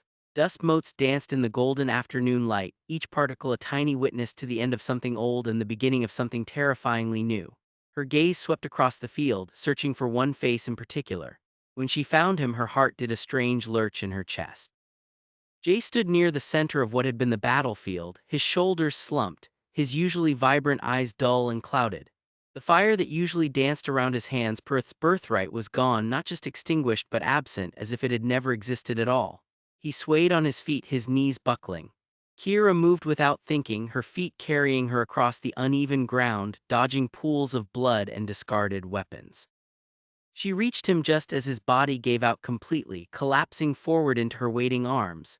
The impact was jarring, his weight substantial despite his lean frame. She caught him, one arm wrapping around his waist, the other supporting his shoulders. He was warm, unnervingly so, without the usual heat that radiated from him. His breathing was shallow, his head lolling against her shoulder. "Jace," she whispered, her voice raw from shouting during the battle. "Jace," she whispered, her voice raw from shouting during the battle. "Jace, are you okay?" He didn't answer, his eyes closed, his features slack. Kira tightened her grip, supporting his full weight as they sank to the ground, settling in the dust and debris of their victory. The world seemed to shrink around them, narrowing to this single moment. Her kneeling in the dirt, holding a prince who should be her enemy, both of them too exhausted to move even if they wanted to. For a long time they sat like that, surrounded by the stunned silence of the combined forces. Kira could feel the stares of soldiers from both Umber and Pyrethian, but she didn't care. All her focus was on the man in her arms, on the steady but shallow rise and fall of his chest, on the way his hair fell across his forehead. As the adrenaline began to fade, exhaustion settled in like a heavy blanket. Kira's arms ached from supporting Jace's weight, but she didn't dare move. Instead, she shifted slightly, adjusting their position so that his head rested more comfortably in her lap. His hand, which had been dangling loosely between them, brushed against hers. For a moment they both froze. Kira could feel the warmth of his skin against hers, the calluses on his fingers from sword practice. She could smell the metallic tang of blood mixed with the clean, smoky scent that always clung to him. Her heart hammered against her ribs, a frantic rhythm that had nothing to do with battle and everything to do with the simple, impossible fact of their touching. Neither of them moved away. Kira kept her hand where it was, fingers barely grazing his, and after a moment Jace's fingers twitched, then curled loosely around hers. It wasn't a tight grip, not an embrace, just a simple connection, a bridge between two people who had spent their entire lives being told they should hate each other. The sun began its descent, casting long shadows across the battlefield. Kira watched the light change, painting the sky in hues of orange and pink, while Jace remained unconscious in her lap. She stroked his hair back from his forehead, a gesture so intimate it startled her. His skin was smooth beneath her fingertips, warm but not feverish.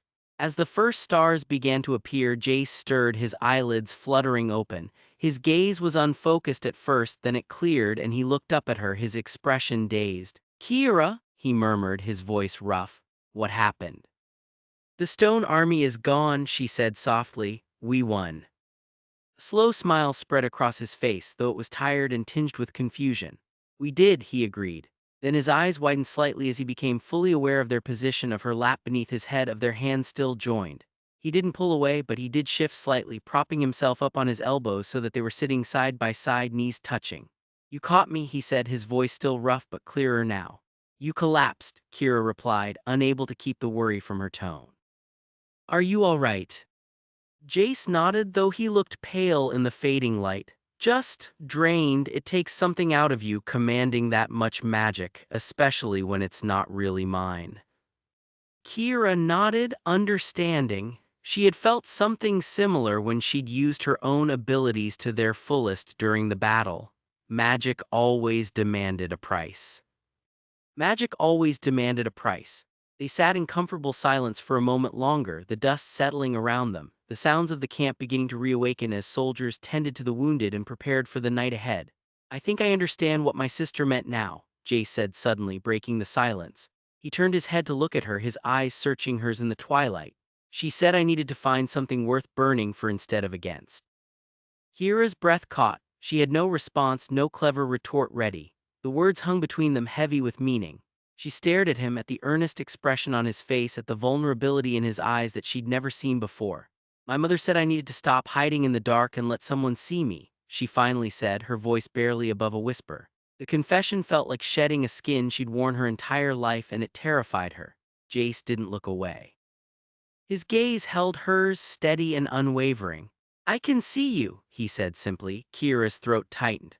"I know," she replied, the words barely audible. For a long moment they just looked at each other, the unspoken words hanging between them like a tangible thing. Then slowly Jace squeezed her hand before letting go. "We should probably get up before they send a search party." Kira nodded, though she didn't want to move. Reluctantly, she helped him to his feet, their hands separating with a reluctance that surprised them both. As they walked back toward the makeshift camp, shoulders almost brushing, Kira couldn't shake the feeling that something fundamental had shifted between them, something that would change everything. Jace moved through the camp with a sense of unreality, the events of the day playing on a loop in his mind. The stone army, the desperate battle, Kira catching him when his strength failed, each moment felt more surreal than the last. He kept replaying their conversation in the dust, the way she'd confessed her mother's words, the way he'd admitted what his sister had told him.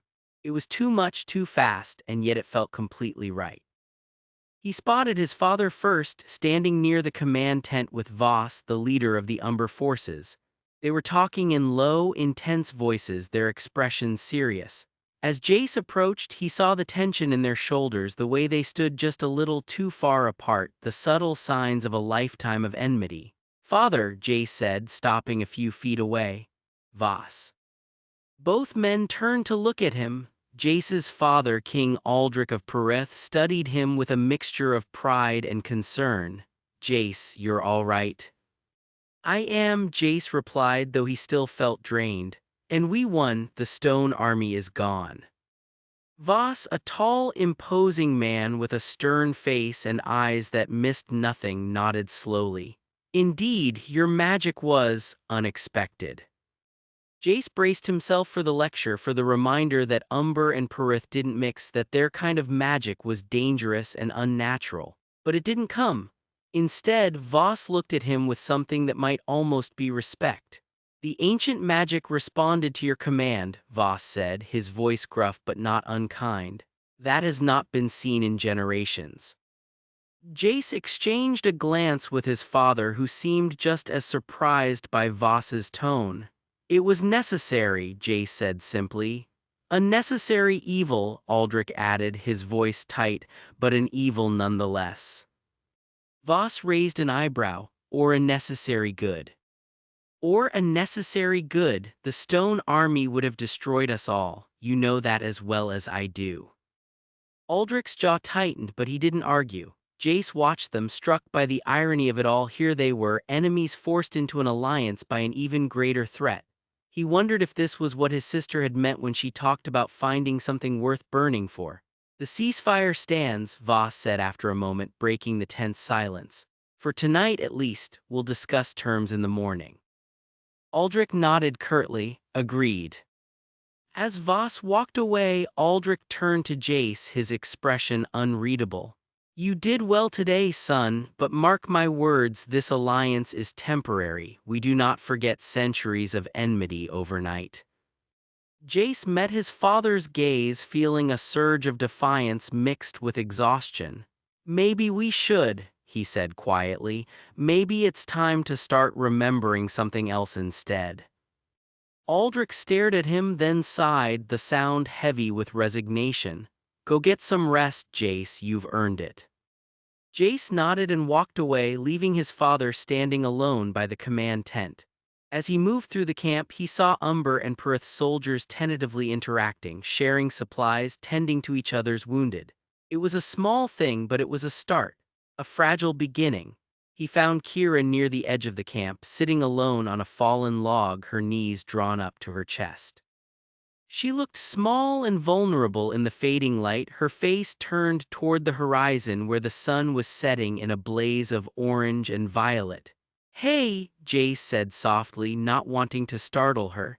Kira turned and her expression softened when she saw him. Hey yourself. Jace sat down beside her, leaving a careful space between them. How are you holding up? Better, she replied. You. Drained, he admitted, but all right. They sat in comfortable silence for a moment, watching as the last rays of sunlight disappeared and the stars began to emerge in the darkening sky. The air was cool, carrying the scent of pine and smoke from the campfires. You know, Jace said after a moment, I never thought I'd see the day when Pyrethian and Umber shared a camp like this. Kira smiled faintly. Me neither, it feels wrong but also right somehow. Jace nodded, understanding exactly what she meant. It was like standing on the edge of a precipice, terrifying and exhilarating all at once. My father doesn't trust it, not really. Neither does my father, Kira replied, or what's left of his counsel anyway. They fell silent again, the unspoken words hanging between them. Jace wanted to say more, to ask about her mother, to tell her more about his sister, but the words caught in his throat. Instead, he reached out and took her hand, lacing his fingers through hers. She didn't pull away, but she didn't squeeze back either, just let their hands rest together in the space between them. It's getting cold, Jace said after a while, standing up. Come on, let's find some blankets. Kira nodded, standing as well. As they walked back toward the center of the camp, their shoulders brushed, and this time neither of them moved away. It was a small thing, but it felt significant, another step in a direction neither of them had ever expected to go. The next day dawned crisp and clear, the sky a brilliant blue that seemed almost mocking in its brightness after the darkness of the previous day's battle. The next day dawned crisp and clear, the sky a brilliant blue that seemed almost mocking in its brightness after the darkness of the previous day's battle. Kira stood near the edge of the camp, watching as King Aldrich and Voss met again, this time with a small group of advisors from both sides. The tension was palpable, a physical thing that made the air feel thick and heavy. Kira had spent a sleepless night, replaying her conversation with Jace in her mind, the way his hand had felt in hers, the intensity of his gaze when he'd said he could see her. It was all too much, too fast, and yet she couldn't bring herself to regret it. For the first time in her life, she felt seen, truly seen, by someone who had every reason to hate her. she spotted Jace across the clearing, talking with a group of Pyrethian soldiers. He looked tired but energized, his usual fire dimmed but not extinguished. When his gaze met hers, a slow smile spread across his face, and Kira felt her own lips curve in response. As the meeting between the kings adjourned, Kira saw Aldrich and Voss exchange a look that was almost respectful. It was a small thing, but it gave Kira hope that maybe, just maybe, this fragile peace could hold. That evening, as the camp began to settle for the night, Kira found herself drawn to a ridge just outside the camp, a place she'd discovered earlier in the day that offered a view of the surrounding landscape. The sun was setting, painting the sky in hues of amber and violet that took her breath away. She sat on the cool grass, pulling her knees up to her chest as she watched the colors deepen, the first stars beginning to appear. She was so lost in the beauty of the sunset that she didn't hear Jace approach until he was sitting beside her, close enough that their shoulders brushed. "Beautiful, isn't it?" he said softly. Kira jumped slightly, then smiled. "You startled me." "Sorry," he replied, though he didn't sound particularly sorry. "I was looking for you." Kira's heart did a strange little flip. "You found me." "I did." Jace was quiet for a moment, then said, "Today, it felt like the beginning of something." Kira nodded, unable to speak around the lump in her throat. She knew exactly what he meant, the fragile peace, the tentative alliance, the way everything had changed between them in such a short time. "I keep thinking about what you said," Jace said after a moment, "about your mother telling you to stop hiding in the dark." Kira swallowed hard. "And what did you think?" "I thought she was right," Jace said simply. Then he reached out and took her hand, his fingers lacing through hers. "Kira, I can see you, truly see you, not as an Umber, not as a shadow wielder, but as you." Kira stared at their joined hands, at the way his fingers fit perfectly between hers. She could feel the warmth of his skin, the strength in his grip, and it was terrifying and exhilarating all at once. For so long she'd hidden in the shadows, both literally and figuratively, using her abilities to stay unseen, to stay safe.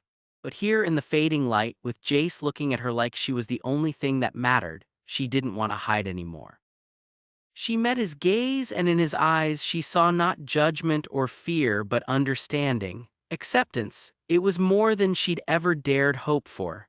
"I know," she whispered, the words barely audible. Jace smiled, then slowly, deliberately turned her to face him fully. His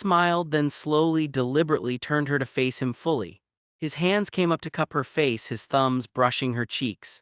"Kira," he murmured, his voice thick with emotion. Then leaning in, he kissed her. It was nothing like the fire that usually surrounded him, soft and careful and deliberate, a kiss that spoke of patience and understanding and something deeper that Kira couldn't quite name. She kissed him back, her hands coming up to rest on his chest, feeling the steady beat of his heart beneath her palms. And when their lips met, something shifted inside her. The shadows that had always been a part of her, the ones she used to hide in, didn't swallow her. Instead, they seemed to recede, to make room for this, for him, for the warmth and light he brought into her life. When they finally pulled apart, breathless and dizzy, Jace rested his forehead against hers. "You're still here," he said, a note of wonder in his voice. Kira smiled, tears pricking at the corners of her eyes. "I'm still here." And in the twilight, with the stars emerging overhead and the campfires twinkling below, they sat together, hands still joined. Two people who had spent their entire lives being told they should hate each other, finding something else instead, something that felt like hope, like peace, like the beginning of everything. The peace negotiations had stretched into weeks, each day more tedious than the last. Kira sat at the long table, her back straight, her fingers tracing the carved wooden grain beneath her fingertips. The air in the tent was thick with the scent of parchment, ink, and the lingering tension of enemies forced to pretend at civility.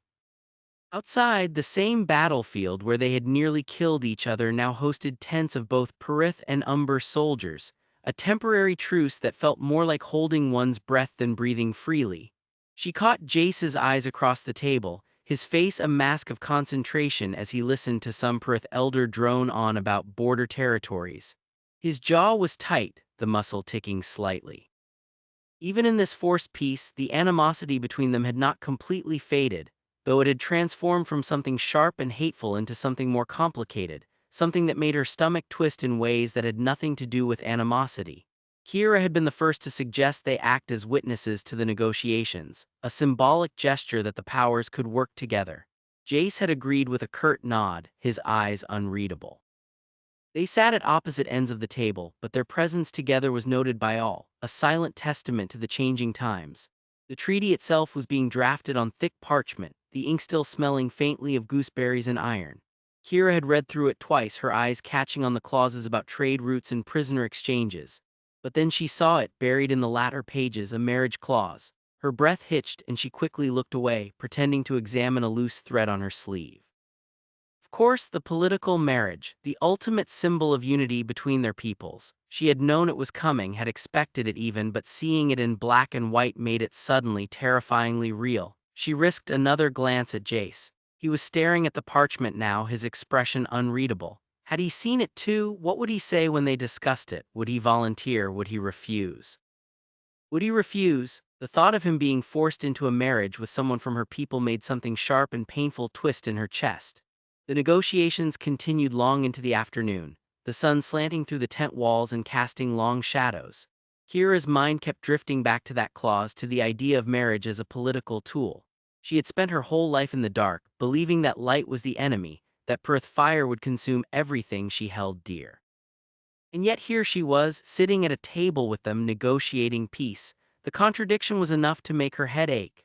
When the meeting finally adjourned, Kira stood and stretched, her muscles stiff from sitting so long. Jace approached her, his movements deliberate, his eyes searching hers. "You saw the marriage clause," he said, his voice low. It wasn't a question. Kira nodded, unable to meet his gaze. It was inevitable. He was quiet for a moment, then said, "My father will expect me to volunteer. It's expected of me." Kira finally looked up at him, her heart pounding. "And what do you expect of yourself?" Jace's jaw tightened and he looked away, toward the entrance of the tent where the setting sun painted the sky in shades of orange and pink. "I don't know," he admitted, and the vulnerability in his voice caught her off guard. "I just know that I can't stand the thought of marrying someone I don't respect, someone I don't." He trailed off, and Kira held her breath, waiting for him to finish the sentence. But he didn't. He just looked at her again, his eyes unreadable, and then turned and walked away, leaving her standing there in the fading light, her heart hammering against her ribs. Jace walked away from Kira with a sense of dread tightening his chest. The marriage clause, of course it was in the treaty. It was always in the treaties, the ultimate symbol of peace between warring factions. But this time was different. This time the thought of marrying anyone other than Kira made something sharp and painful twist in his gut. He had spent his whole life burning, consumed by the fire of his people's hatred for the Umber. He had been taught that shadow was weakness, that the Umber were cowards who hid in the darkness. And then Kira had come along with her quiet strength and her unwavering resolve, and she had proven him wrong at every turn. She was the strongest person he knew, and the thought of her being bound to someone else, someone who didn't understand her, made his blood boil. He found his father in the command tent, poring over maps of the disputed territories. The elder Pyrethian looked up when Jace entered, his eyes sharp and assessing. "Finished with the negotiations?" his father asked, his voice devoid of warmth. Jace nodded, moving to stand beside the table. "Yes, we made progress on the border issues." His father grunted, turning back to the maps. "Good, the sooner this treaty is signed, the better. Our people need stability." Jace took a deep breath, steeling himself. "About the marriage clause." His father looked up again, his expression unreadable. "What about it?" "I want to volunteer," Jace said, his voice steady despite the turmoil inside him. "I'll marry Kira." His father's face hardened, his eyes flashing with anger. "You will marry whomever is deemed appropriate for the alliance, not some Umber shadowmancer who nearly killed you in the tournament." "She saved my life," Jace said, his voice low but firm. "Not some Umber shadowmancer who nearly killed you in the tournament." "She saved my life," Jace said, his voice low but firm. And she's proven herself time and again. She's not just some Umber shadowmancer, she's Kira. Kira is an enemy, his father spat, his voice rising. She will always be an enemy no matter what this treaty says. You will not marry her. I will marry her, Jace repeated, his voice gaining strength. Or I will marry no one, the choice is yours. His father stared at him, his face flushed with anger, but Jace didn't back down. He had spent his whole life living up to his father's expectations, following the path laid out for him. But not this, not when it came to Kira. Finally his father looked away, his jaw tight. We will discuss this later, he said curtly, turning back to the maps. Jace nodded, relief washing over him. He had done it. He had stood up to his father, had made his choice. Now all he had to do was wait for Kira's answer. Kira stood in her tent, her hands trembling as she packed a few belongings. The wedding was set for twilight, neither dawn nor dusk, but the time that belonged to both their peoples. She had agreed to marry Jace not out of political necessity but because she wanted to. The thought of spending her life with him, of building a life together in this fragile peace, was both terrifying and exhilarating. Dren entered her tent, his eyes red-rimmed. He had been crying, though he was trying valiantly to pretend otherwise. "You're really doing this?" he asked, his voice thick with emotion. Kira nodded, zipping up her pack. "I am." Dren pulled her into a hug, his arms tight around her. "I'm so proud of you," he whispered, "and so happy." Kira hugged him back, blinking back tears of her own. "Thank you," she said, her voice thick with emotion, "for everything." Dren pulled back, wiping his eyes. "You deserve happiness, Kira. You deserve someone who sees you for who you are." Kira smiled, a genuine smile that reached her eyes. "I think I've found him." The wedding was held at the site of the old battlefield, now cleared and transformed into a space for celebration. A monument had been erected from the stone dust of the battlefield, carved with the words, "They were our enemies, they are our dead, let their rest be our peace." Kira stood at the altar, her heart pounding in her chest. She wore a dress of shadow silk, the fabric shifting between deep purple and black as it caught the light. Jace stood across from her, his red and gold uniform crisp and immaculate. Dren stood beside her, trying valiantly to hold back tears, while Lena stood beside Jace, her face a mask of stoic pride. The officiant began the ceremony, his voice ringing out over the assembled crowd. Kira barely heard the words, her eyes locked on Jace's, his expression serious but warm. When it came time for vows, Kira took a deep breath, her heart hammering against her ribs. "I spent my whole life in the dark," she began, her voice steady despite the tremor in her hands. "I thought light was the enemy. I thought fire would consume everything I held dear. But then you came into my life, Jace, and you showed me that light doesn't have to be destructive. You are the light, and I am not afraid of you." Jace's eyes softened and he reached across the small space between them, his fingers brushing hers for a brief, electric moment. "I spent my whole life burning," he said, his voice thick with emotion. "I spent my whole life burning," he said, his voice thick with emotion. "Consumed by fire and hatred. I thought shadow was weakness, that hiding in the darkness was cowardice. But you showed me that true strength lies in understanding and embracing both light and shadow. You are the strongest person I know, and I will spend the rest of my life making sure you never fight alone." The officiant pronounced them married, and the crowd erupted in applause. Kira and Jace turned to face each other, a silent understanding passing between them. They were bound now, not just by treaty but by choice, by love, by the fragile hope of peace. The reception that followed was unlike anything Kira had ever experienced. For the first time in 120 years, Pyrethian Umber soldiers ate together at long tables laden with food from both cultures. The air was thick with the scent of roasted meats, spiced wines, and the awkward tension of enemies forced to pretend at friendship. Kira sat beside Jace, her hand resting lightly on his thigh beneath the table. She could feel the warmth of his skin through the fabric of his trousers, a grounding presence in the midst of the chaos around them. "They'll come around," Jace murmured, his lips close to her ear. Kira nodded, watching as a group of Pyrethian soldiers and Umber soldiers tentatively raised their glasses to each other. The moment was fragile, real, and filled with the potential for something new. Later, when the music began, Jace stood and held out his hand to her. "Dance with me." Kira took his hand, her heart fluttering in her chest. Neither of them could dance well, and they stumbled and laughed as they moved across the floor, their bodies swaying awkwardly to the unfamiliar rhythm. But it didn't matter. All that mattered was the warmth of his hand in hers, the solid press of his body against hers, the shared laughter that echoed through the tent. As the sun began to set, painting the sky in shades of violet and orange, fire lanterns were lit, casting long shadows across the celebration. Kira and Jace slipped away from the crowd, standing at the edge of the celebration, watching as the last rays of sunlight faded from the sky. Kira leaned into Jace, her head resting against his shoulder. His arm came around her, his hand warm and solid against her back. She closed her eyes, breathing in the scent of him, of fire and spice and something uniquely Jace. Her shadow magic, usually contained and controlled, seemed to curl around them both, a living entity that recognized its counterpart in Jace's fire magic. The shadow and the fire, the light and the dark, they weren't opposites, they were complements, two halves of a whole. Jace tightened his arm around her, pulling her closer. "We did it," he whispered, his voice thick with emotion. Kira smiled, her eyes still closed. "We did." And in the fading light, with the celebration swirling around them and the sky painted in shades of violet and orange, they stood together, bound by love and hope, ready to face whatever the future held.